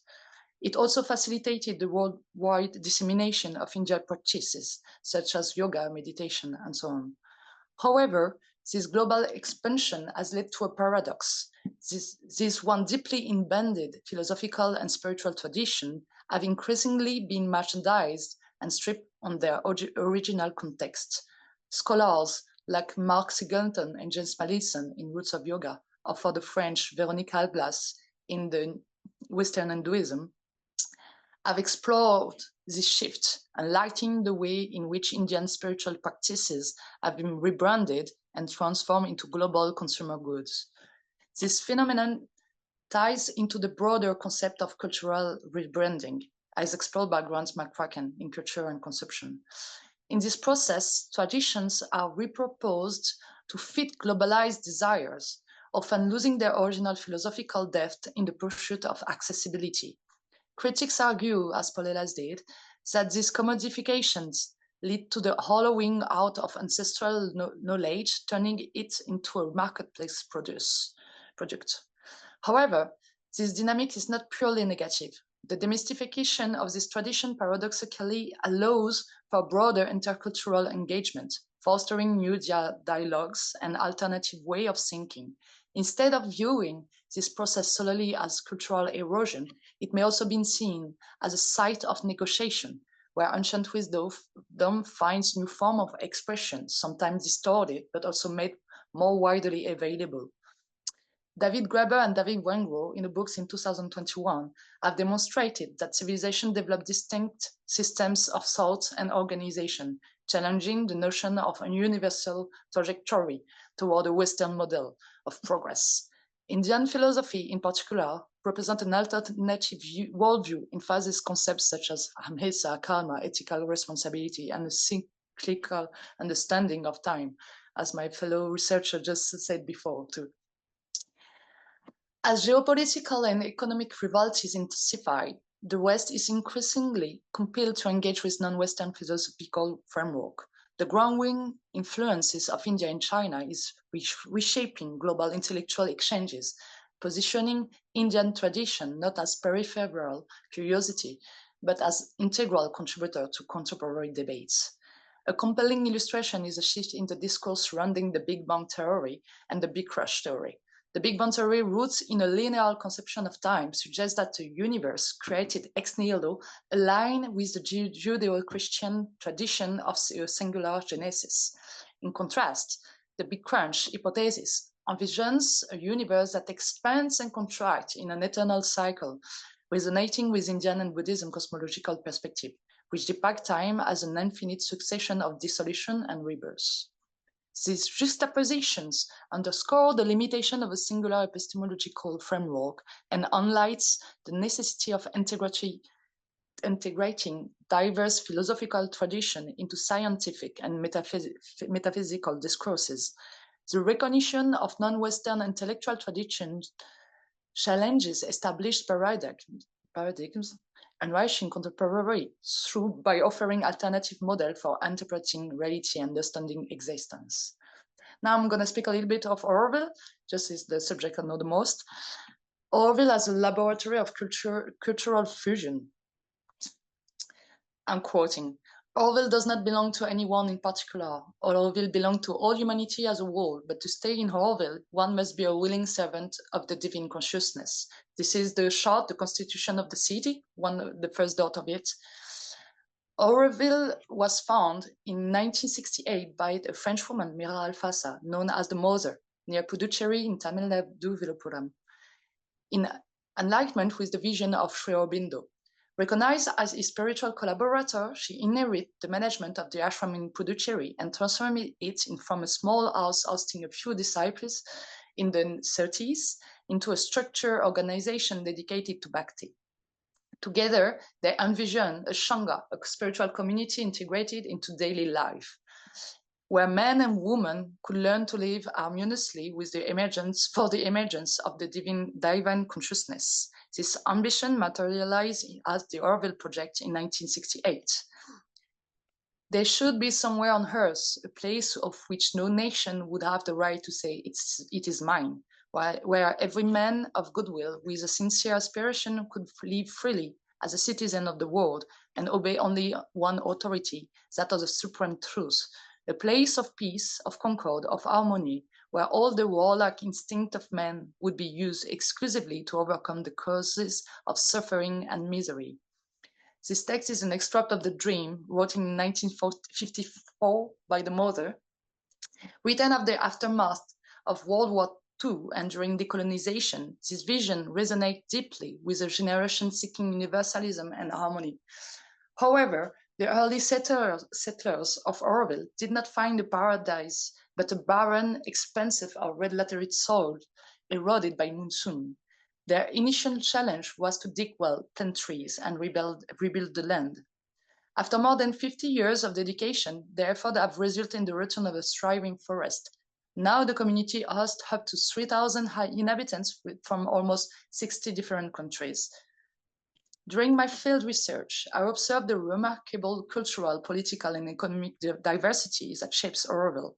This multiplicity, supported by an ethos of anarchist experimentation, Sri Aurobindo himself advocated for a spiritual anarchism in the human cycle for the future of humanity, has made Orwell a space of constant reinvention, where creative and sometimes experimental approaches define community life.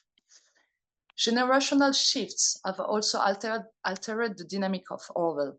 The community have evolved across the three generations: the pioneer, aged from 60 to 80, their children now in their 40s, and their grandchildren 20, 30 years old.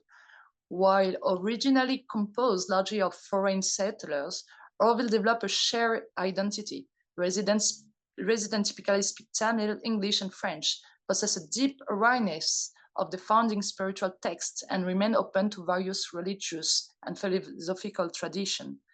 This hybridization is reflected in concrete initiatives. such as the establishment of a cheese farm in the 80s by a Frenchman and a Dutchman. And now he's still producing Camembert, Gouda, Parmesan cheese, Gorgonzola, and all. The spirit of cooperation illustrates Aurobindo ideals, unity in diversity, a core aim for Orwell. This principle extends to Orwell's economic model.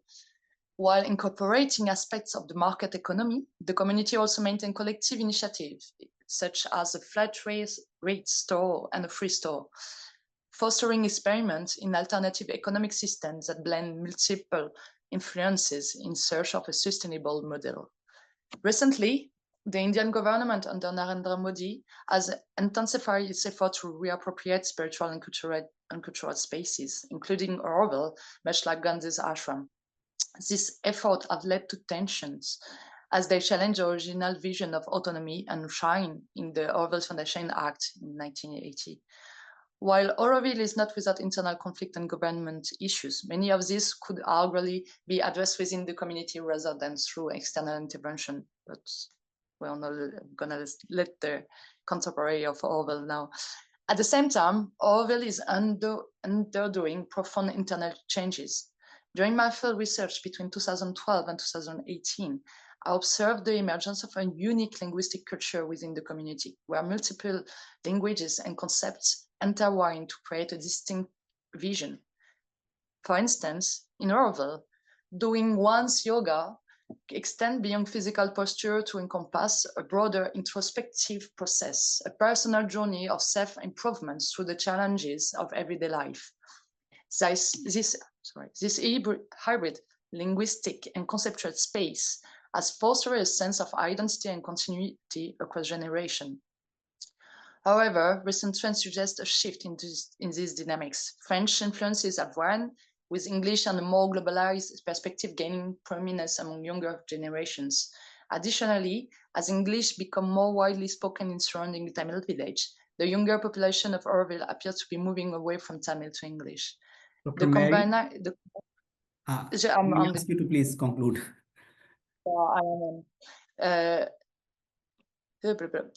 These evolving dynamics contribute to the current tension between Orwell and the central government, maybe.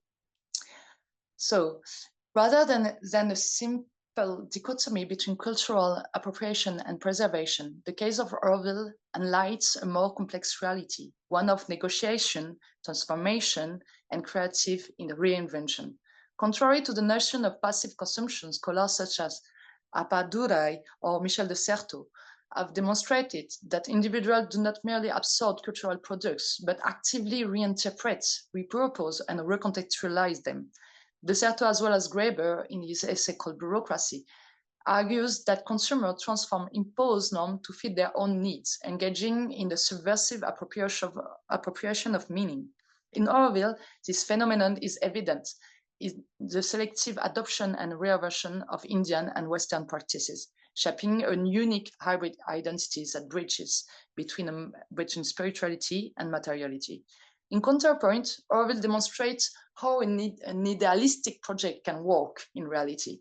Neither a simple exotic fantasy, since there are very concrete daily life of work, organization, and debates, nor it is a perfect model, because it is rife with tension, power conflict, and post-colonial issues. The ability to reimagine and innovate cultural forms is at the heart of this process, as Stéphane Rezowana illustrates. Each generation constructs its own counterculture, sometimes fleeting but often fertile in innovation.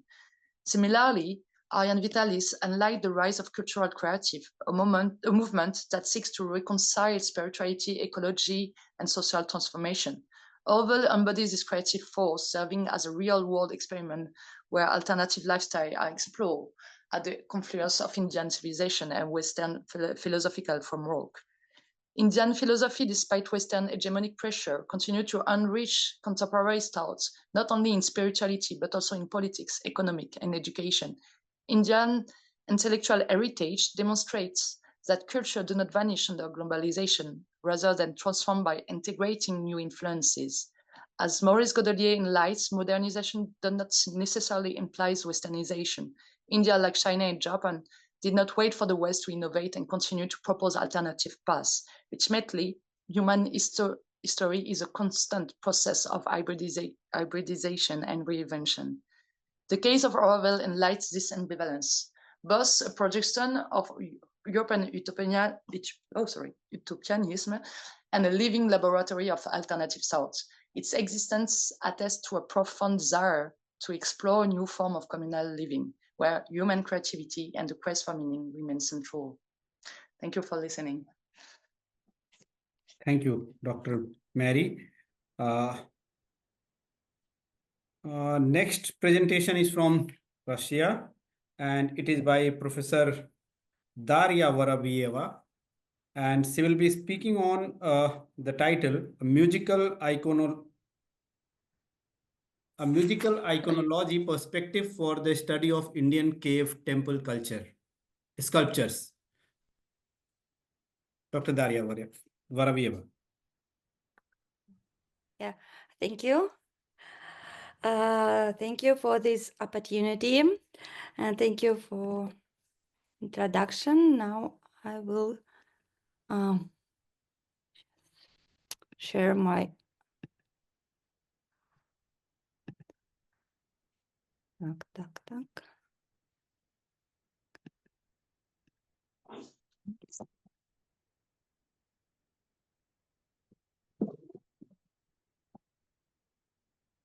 Just a moment. Problems.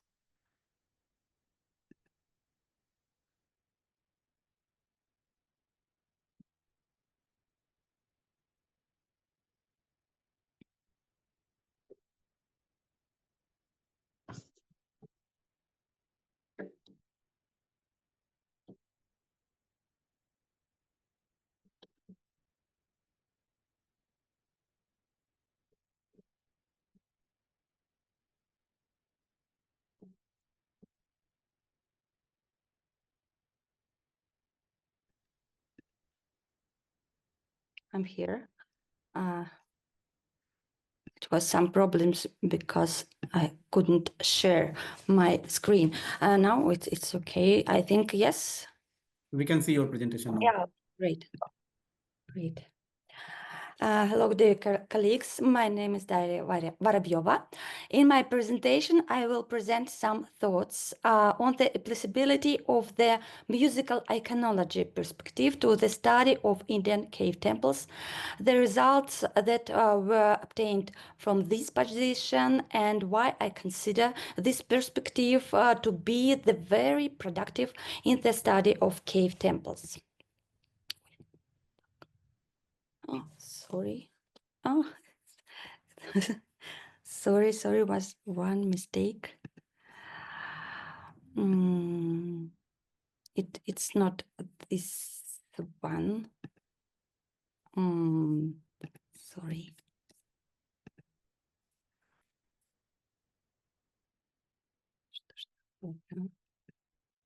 Sorry, it wasn't.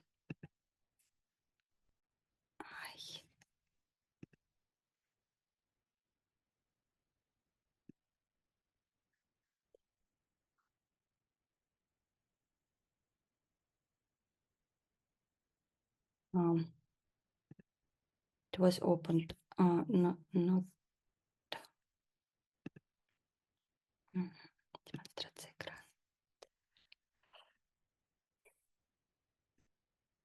This one. Sorry. This one.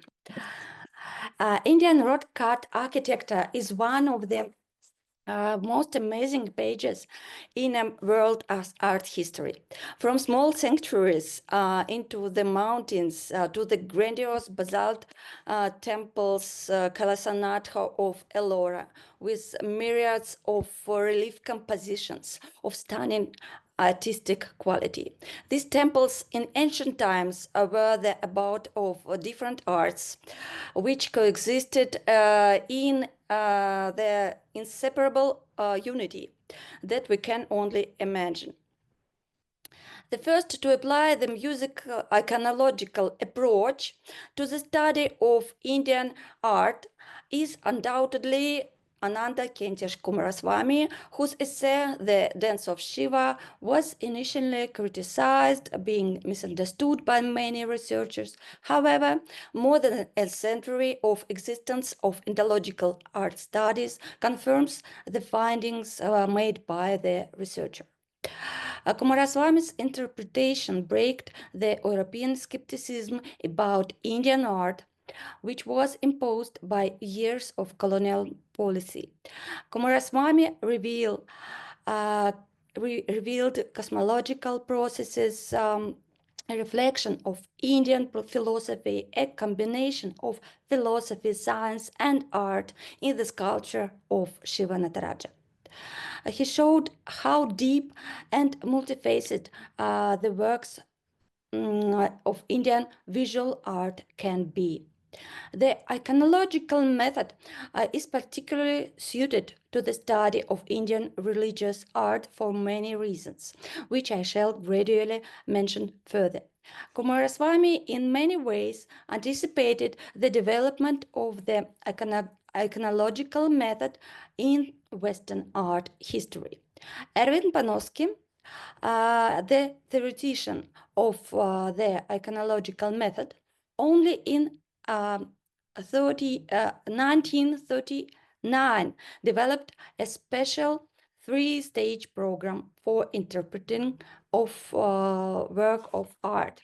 As levels of iconological analysis, Panofsky distinguished primarily or natural content, including factual and expressive, the area of artistic motifs, secondary of or conventional content, the area of images, plots, and allegories, and internal meaning, the area of symbolic meanings. Considering the compositional methods, iconographic meanings, pure forms, wrote Panofsky, motifs, images, plots, and allegories as manifestations of principles underlying them, we interpret all these elements as what Ernst Cassirer called symbolic meanings.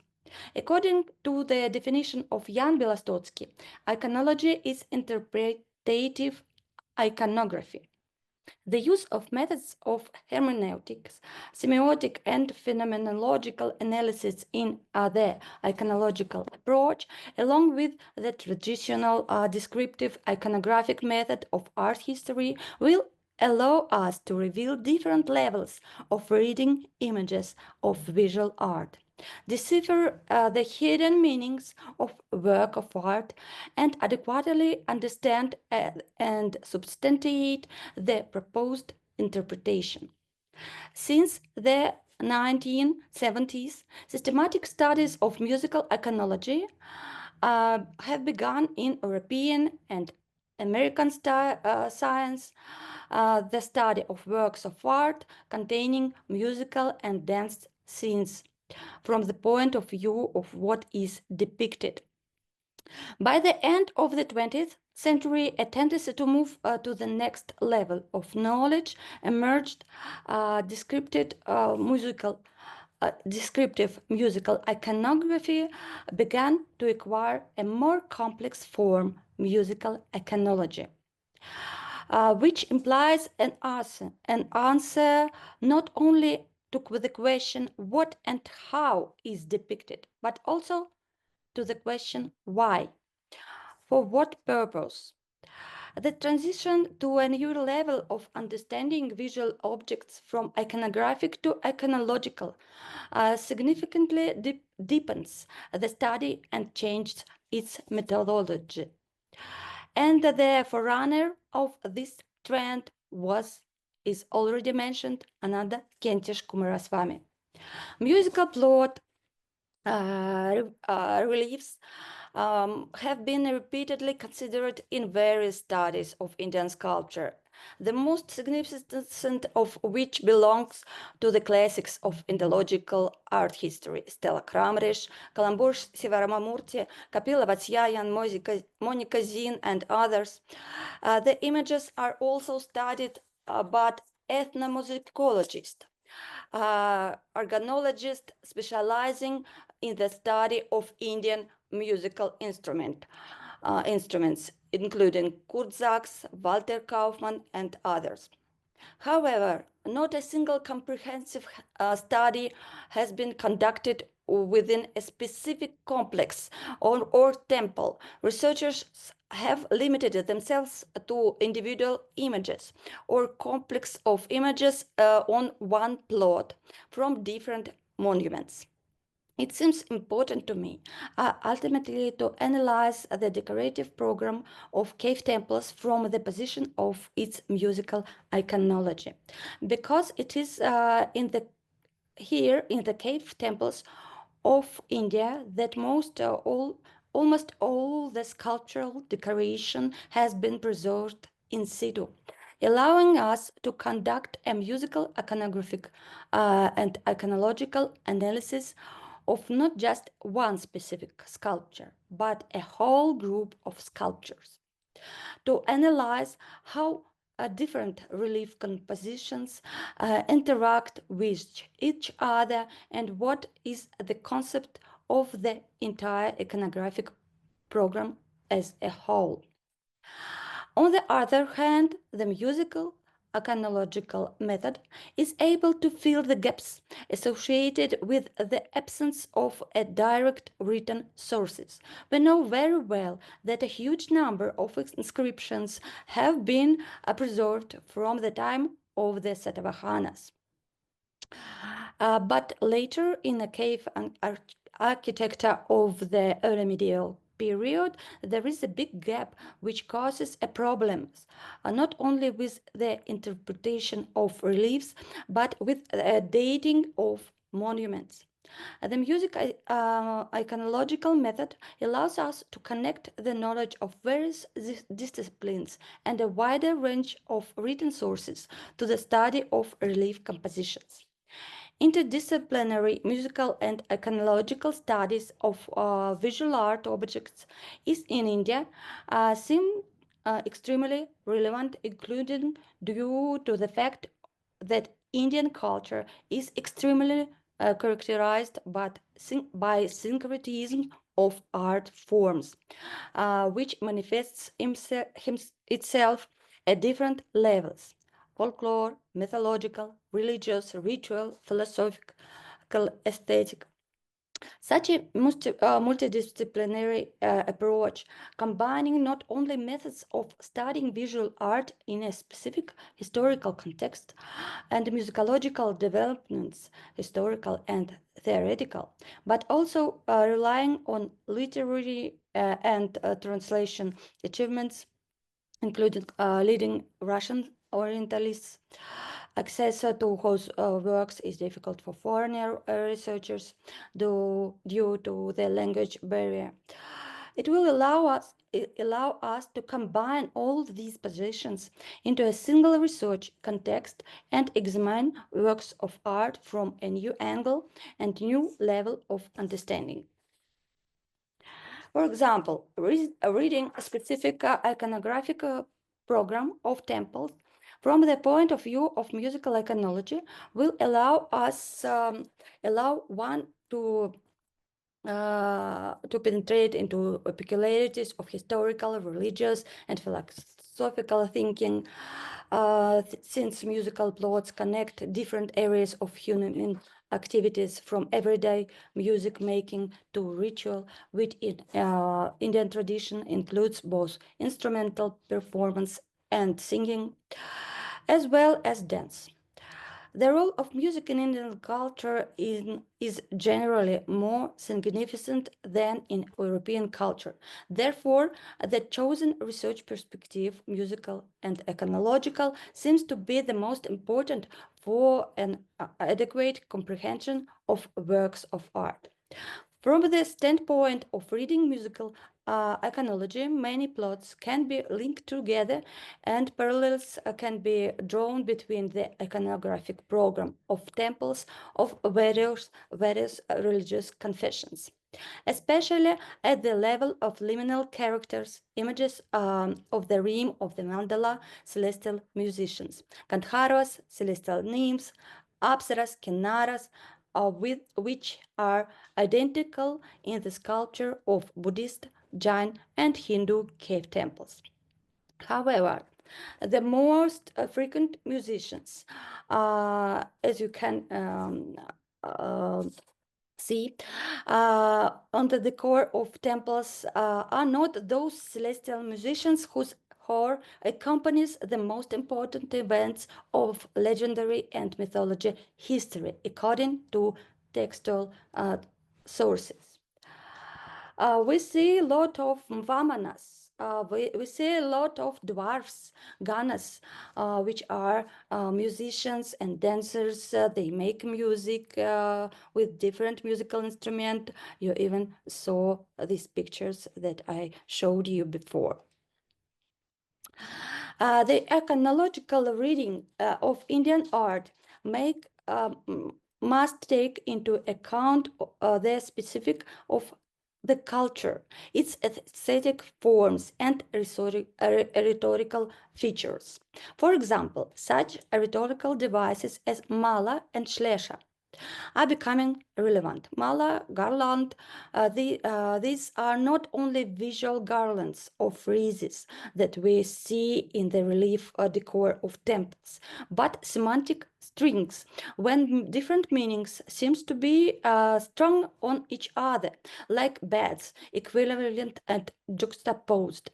The most striking example is the images of dwarfs, Vamanas. They are Ganas accompanying deities, they are Yakshas, they are personification of divine music, Ayudha Purushas, they are even Bhaktas of deities. Depends on the level of interpretation. Dr. Bharat, yes. May I request you to please come to the conclusion? Okay. I will try. Also, I want to say about Shlesha because Shlesha is very impressive of Indian aesthetics. In Indian aesthetic, and it's about double meaning of narrative composition. And the most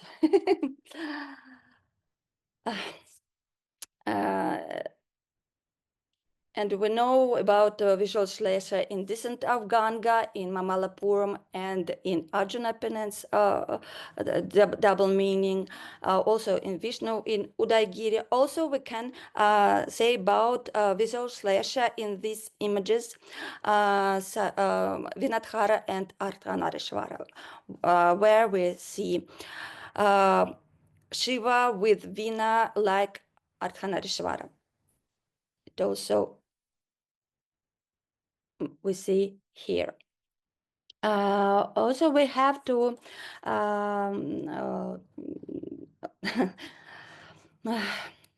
from the position of musical iconology, we have to remember because about gesture, the role of gesture in and pose in Indian art, then that cannot be overestimated. A gesture can replace a whole lot on the one hand, such as important action, and also singing gesture in Indian art by in the Western tradition, we see it by opening a mouth, but in India it was prohibited. And we see only gesture as revealing of singing. And it is a palm of hand. Yes, and this gesture only in dwarfs images we can see a singer with open mouth and such a gesture. And it is necessary to understand not only how particular work was conceived on the theoretical level, but also how it was read by believers immersed in the religious context to various degrees, to reveal its mythological and folklore motifs, to understand the vision of the work by the customer who included musical motifs in the structure of the iconographic program, and to realize for what purposes the order was made. Musical iconographical research helps us to fill the gaps not only in the history of musical instruments, but also in the history of music itself. Iconological research will shed light on the certain features of the perception and interpretation of musical plots in visual art. Thank you for your attention. Spasiba. Thank you, Dr. Varavyova, for your presentation on musical iconology of Indian temples. Now we quickly go to the next presentation from India itself. It is Ms. Sumanya Kashyap, and she will be presenting on Gyan and the Upayas for attaining the absolute knowledge of the self in Kashmir Shiva philosophy, with a special reference to Acharya Abhinav Gupta. Sumanya.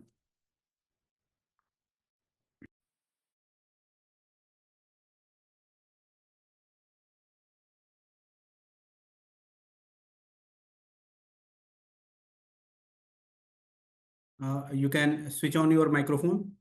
Yeah, am I audible now? Yes, you are audible. Namaskaram, and thank you for giving me the opportunity to present my paper.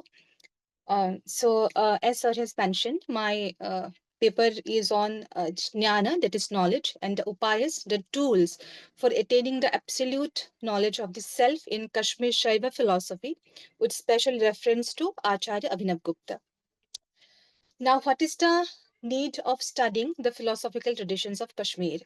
So it has been observed that in comparison to other popular philosophical systems, the philosophical ideas and sadhanas flourished in the land of Ma Sharada, that is Kashmir, are yet to be explored, and the isolation is visibly evident. In the popular discourse of Indian academia, only 9 philosophical schools are being extensively discussed. But when we look back, we find that there were more philosophical traditions in India, and it is not fair to limit the entire philosophical tradition in just 9 systems. For example, the great Acharya of Advaita Vedanta, Acharya Madhavacharya, he mentioned about 16 philosophical schools of India in his text Sarvadarshana Samgraha.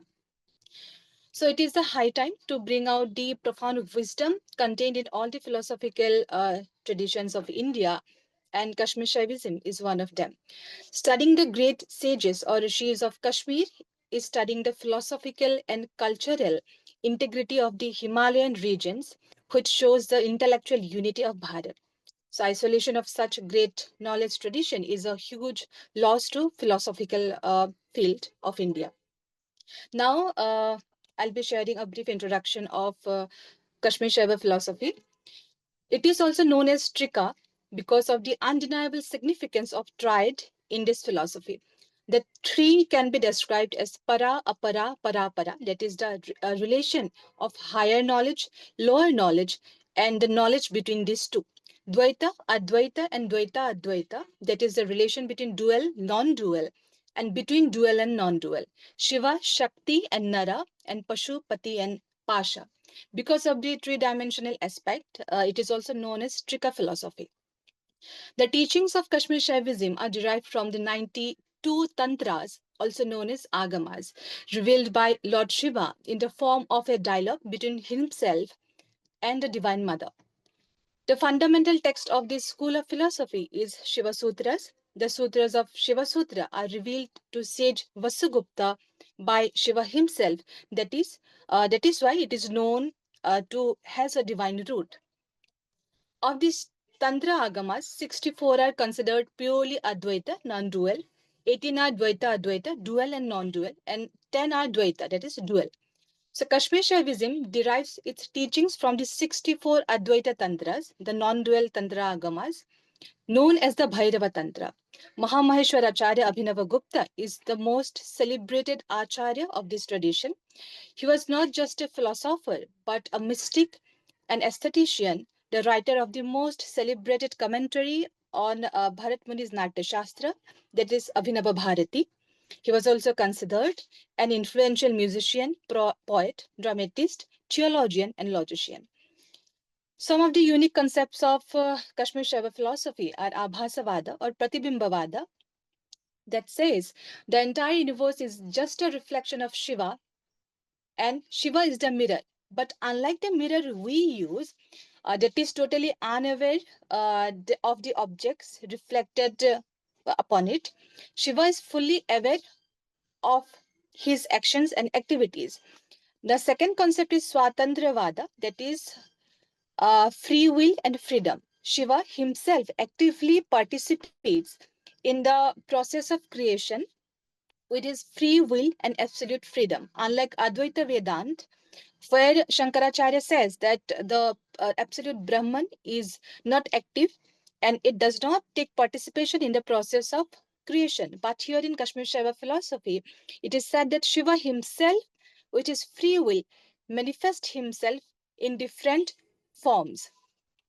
Now, coming to the topic of my paper, in Indian philosophy, what we call as moksha or mukti, in English known as enlightenment and liberation, is all about attaining the true knowledge of this self. Liberation is to look within, to know thyself as one with the supreme consciousness. That is Shiva or Paramashiva in Kashmir Shaiva philosophy.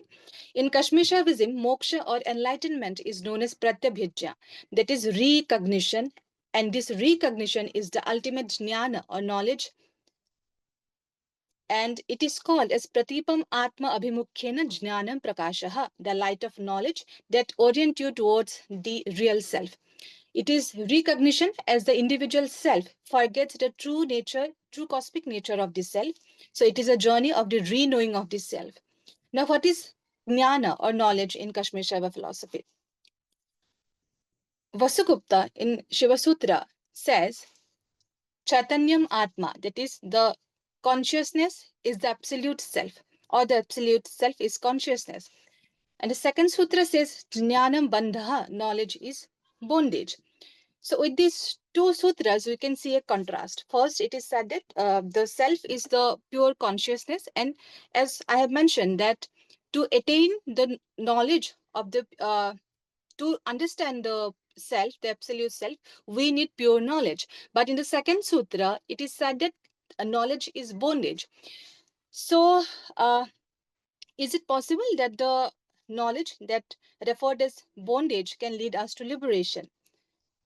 Now, according to the Shiva Advaya system, that is Kashmir Shaiva philosophy, ajnana, that is limited knowledge, is not complete lack of knowledge. So the term ajnana is not referred to the complete lack of knowledge, but it is limited knowledge. Acharya Abhinavagupta in Tantra Sara says, Iha jnana moksha karanam. This knowledge is the cause of liberation. Bandha nimittasya ajnanyasya virodhakatva. That means because it contradicts the limited knowledge. Further, Abhinavagupta explains two types of limited knowledge and their nature. Those are Bodha Ajnana and Porusha Ajnana. Bodha limited knowledge is related to the intellect, the Buddhi, and Porusha Ajnana is related to the self, the Purusha. Bodha Ajnana is the uncertain knowledge and erroneous conception of the self, and Porusha Ajnana is that when the self is unaware of the real nature of its own realizing thoughts or mental constructs called as vikalpa. The eradication of mental constructs is necessary to attain pure knowledge, as it is the reason for the existing material world. To remove Porusha Ajnana, the Porusha limited knowledge, the aspirant first needs to remove the Bodha limited knowledge, as it creates indeterminate knowledge. Paurusha limited knowledge can be removed by initiation by a guru and other such processes, but only when one has the power and knowledge to determine what is wrong and what is right, what is to accept and what is not to accept, only then it is possible. Only with such determinate knowledge, one can attain the true self. The absolute self, that is Shiva, is free from all kinds of mental constructs, and therefore, to know the self, one must destroy all kinds of ignorance. Now, the cosmology of Kashmir Shaiva philosophy discusses about 36 tattvas or substances, which is the biggest number among all the philosophical traditions of India.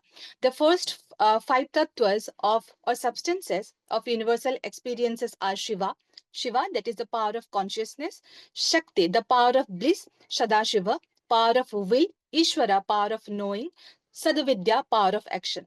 Then comes the Maya and its 5 kanchukas. There are 35 powers of Maya that covers the absolute reality. The last 36th substance is Prithvi, the earth.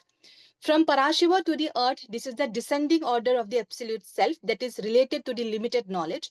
And from earth to Shiva is the ascending order that is related to the absolute knowledge.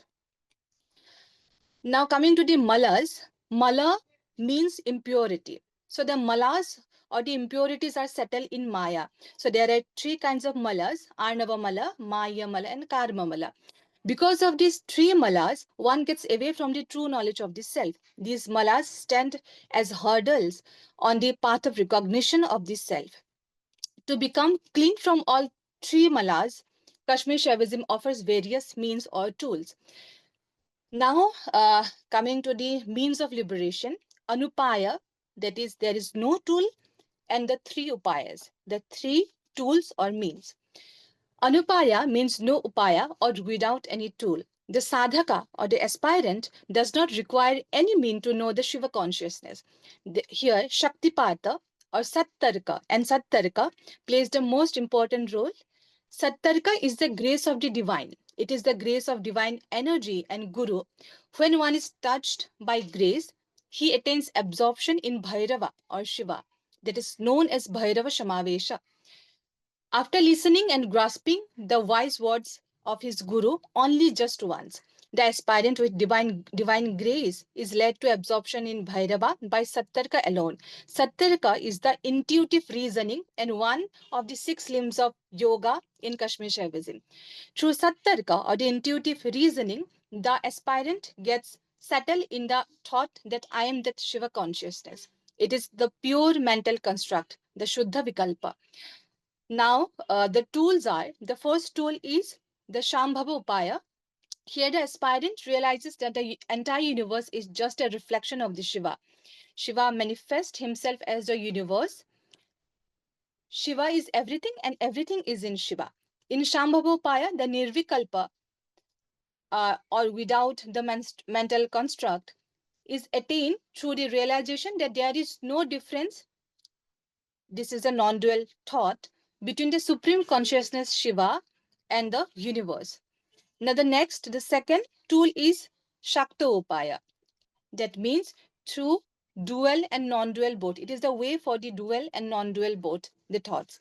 Here the thought constructs that created duality in the individual self get purified. This leads to Sattarka or intuitive reasoning, that is the right reasoning for this to happen. One must have study of the Agama text, the sacred scriptures of Tantra, must follow his Guru's instructions, practice yoga, Homa, Japa, and other similar practices. Through all these processes, the aspirant comes to the realization that this limited I is the universal I, and the I is both transcendent and immanent. Buendía, please conclude. Yes, sir. Now the third upaya is Arnava Upaya. Here, it is the realization of the absolute I by the external means like Uchara, Dhyana, Varna Karana, and other such processes. And it refers to all those practices that works on the gross body level that makes it capable attaining absorption in Bhairava. Kashmir Shaivism also talks about the 7 knowers, the Pramata, which is very rare and it is not found in any other philosophical system. Those are known as Sakala Pramata, the lowest state of the knower, the Pralayakala Pramata, the state of voidness and unawareness, where external reality is rejected, but there is no spiritual ascent. Vijnana Kala Pramata, a fluctuating state of partial awareness where yoga aids progress but Anabamala prevents full realization and self-liberation. Mantra Pramata, the state of blissfulness, self-realization, but the realization is not permanent. Mantreshwara Pramata is stable state of oneness where the perceiver sees consciousness as unified with the universe, recognizing it as an extension of the absolute truth Shiva. Mahamanteshwara Pramata, complete unity and realization, embodying the mantra, I am this universe. Then last, Shiva Pramata, the highest state of non-duality. Now concluding my paper, Kashmir Shaiva philosophy is a luminous tradition that intertwines both Shastra and Sadhana, the sacred text, scriptures, and the profound practices that guide us. In the grand tapestry of Indian philosophical schools, Kashmir Shaivism stands as a unique beacon. It is a sole tradition that offers distinct paths for sadhakas or aspirants based on their individual capacity to receive and internalize the highest truth. This inclusivity makes it not only accessible but deeply relatable to people from all walks of life, ensuring that its spiritual practices are within reach for the common masses eager to transcend the mundane. The teachings of the great acharyas from the bedrock of the Indian knowledge system, a knowledge that has preserved through the ages and is underrated by the tides of time and shadows of colonial influences. Only through embracing and honoring these ancient schools of thought can we can truly comprehend the grandeur of Indian philosophical schools or the Indian knowledge system in its entirety, transcending the narrow confines imposed by foreign interpretations. It is through such reverence that we reconnect with the deep currents of our heritage and carry forward the luminous legacy of Indian knowledge system. Thank you. Namaskaram. Thank you, Sumanya. Now, thank you all the speakers. Now it's the time for question answer session. So participants and the speakers, if you have questions, you can please raise your hand one by one and we can ask the questions to any speaker.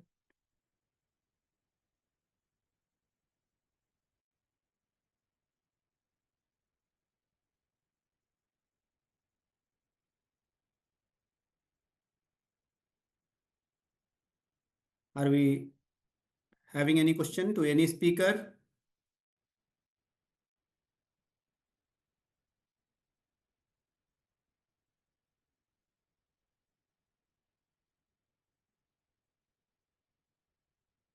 I think it's a long session. People are tired. Last session of the conference, so everyone is worried about the end of the conference, I think. Still, if you have any questions, we can take one or two questions to any speaker.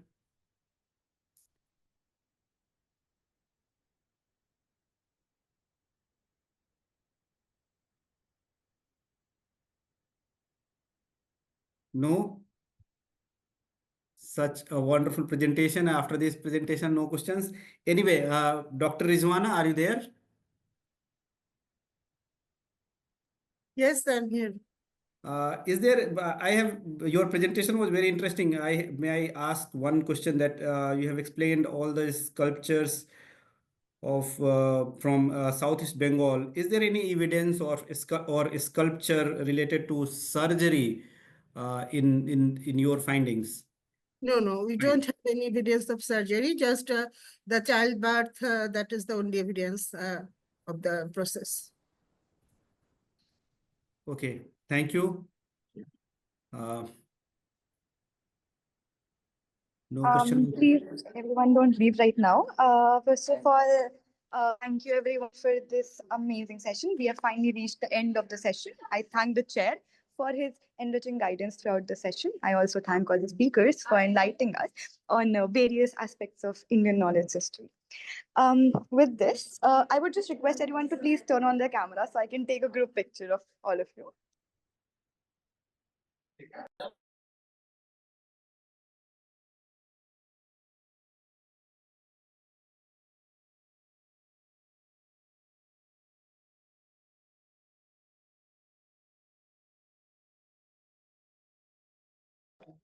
Everyone, can you just please switch on your cameras?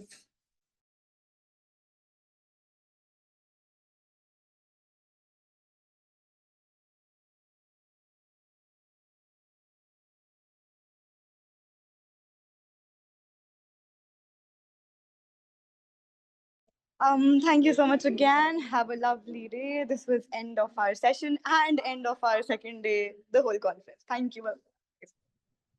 Thank you. Thank you, everyone. Thank you all the presenters, and thank you, Deveshi, the coordinator. Thank you very much for everything. Okay.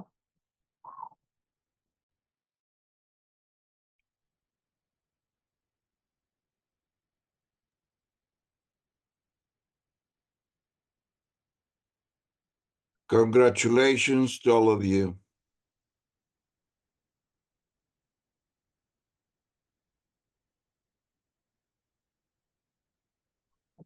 Thank you, you too. Thank you. Thank you.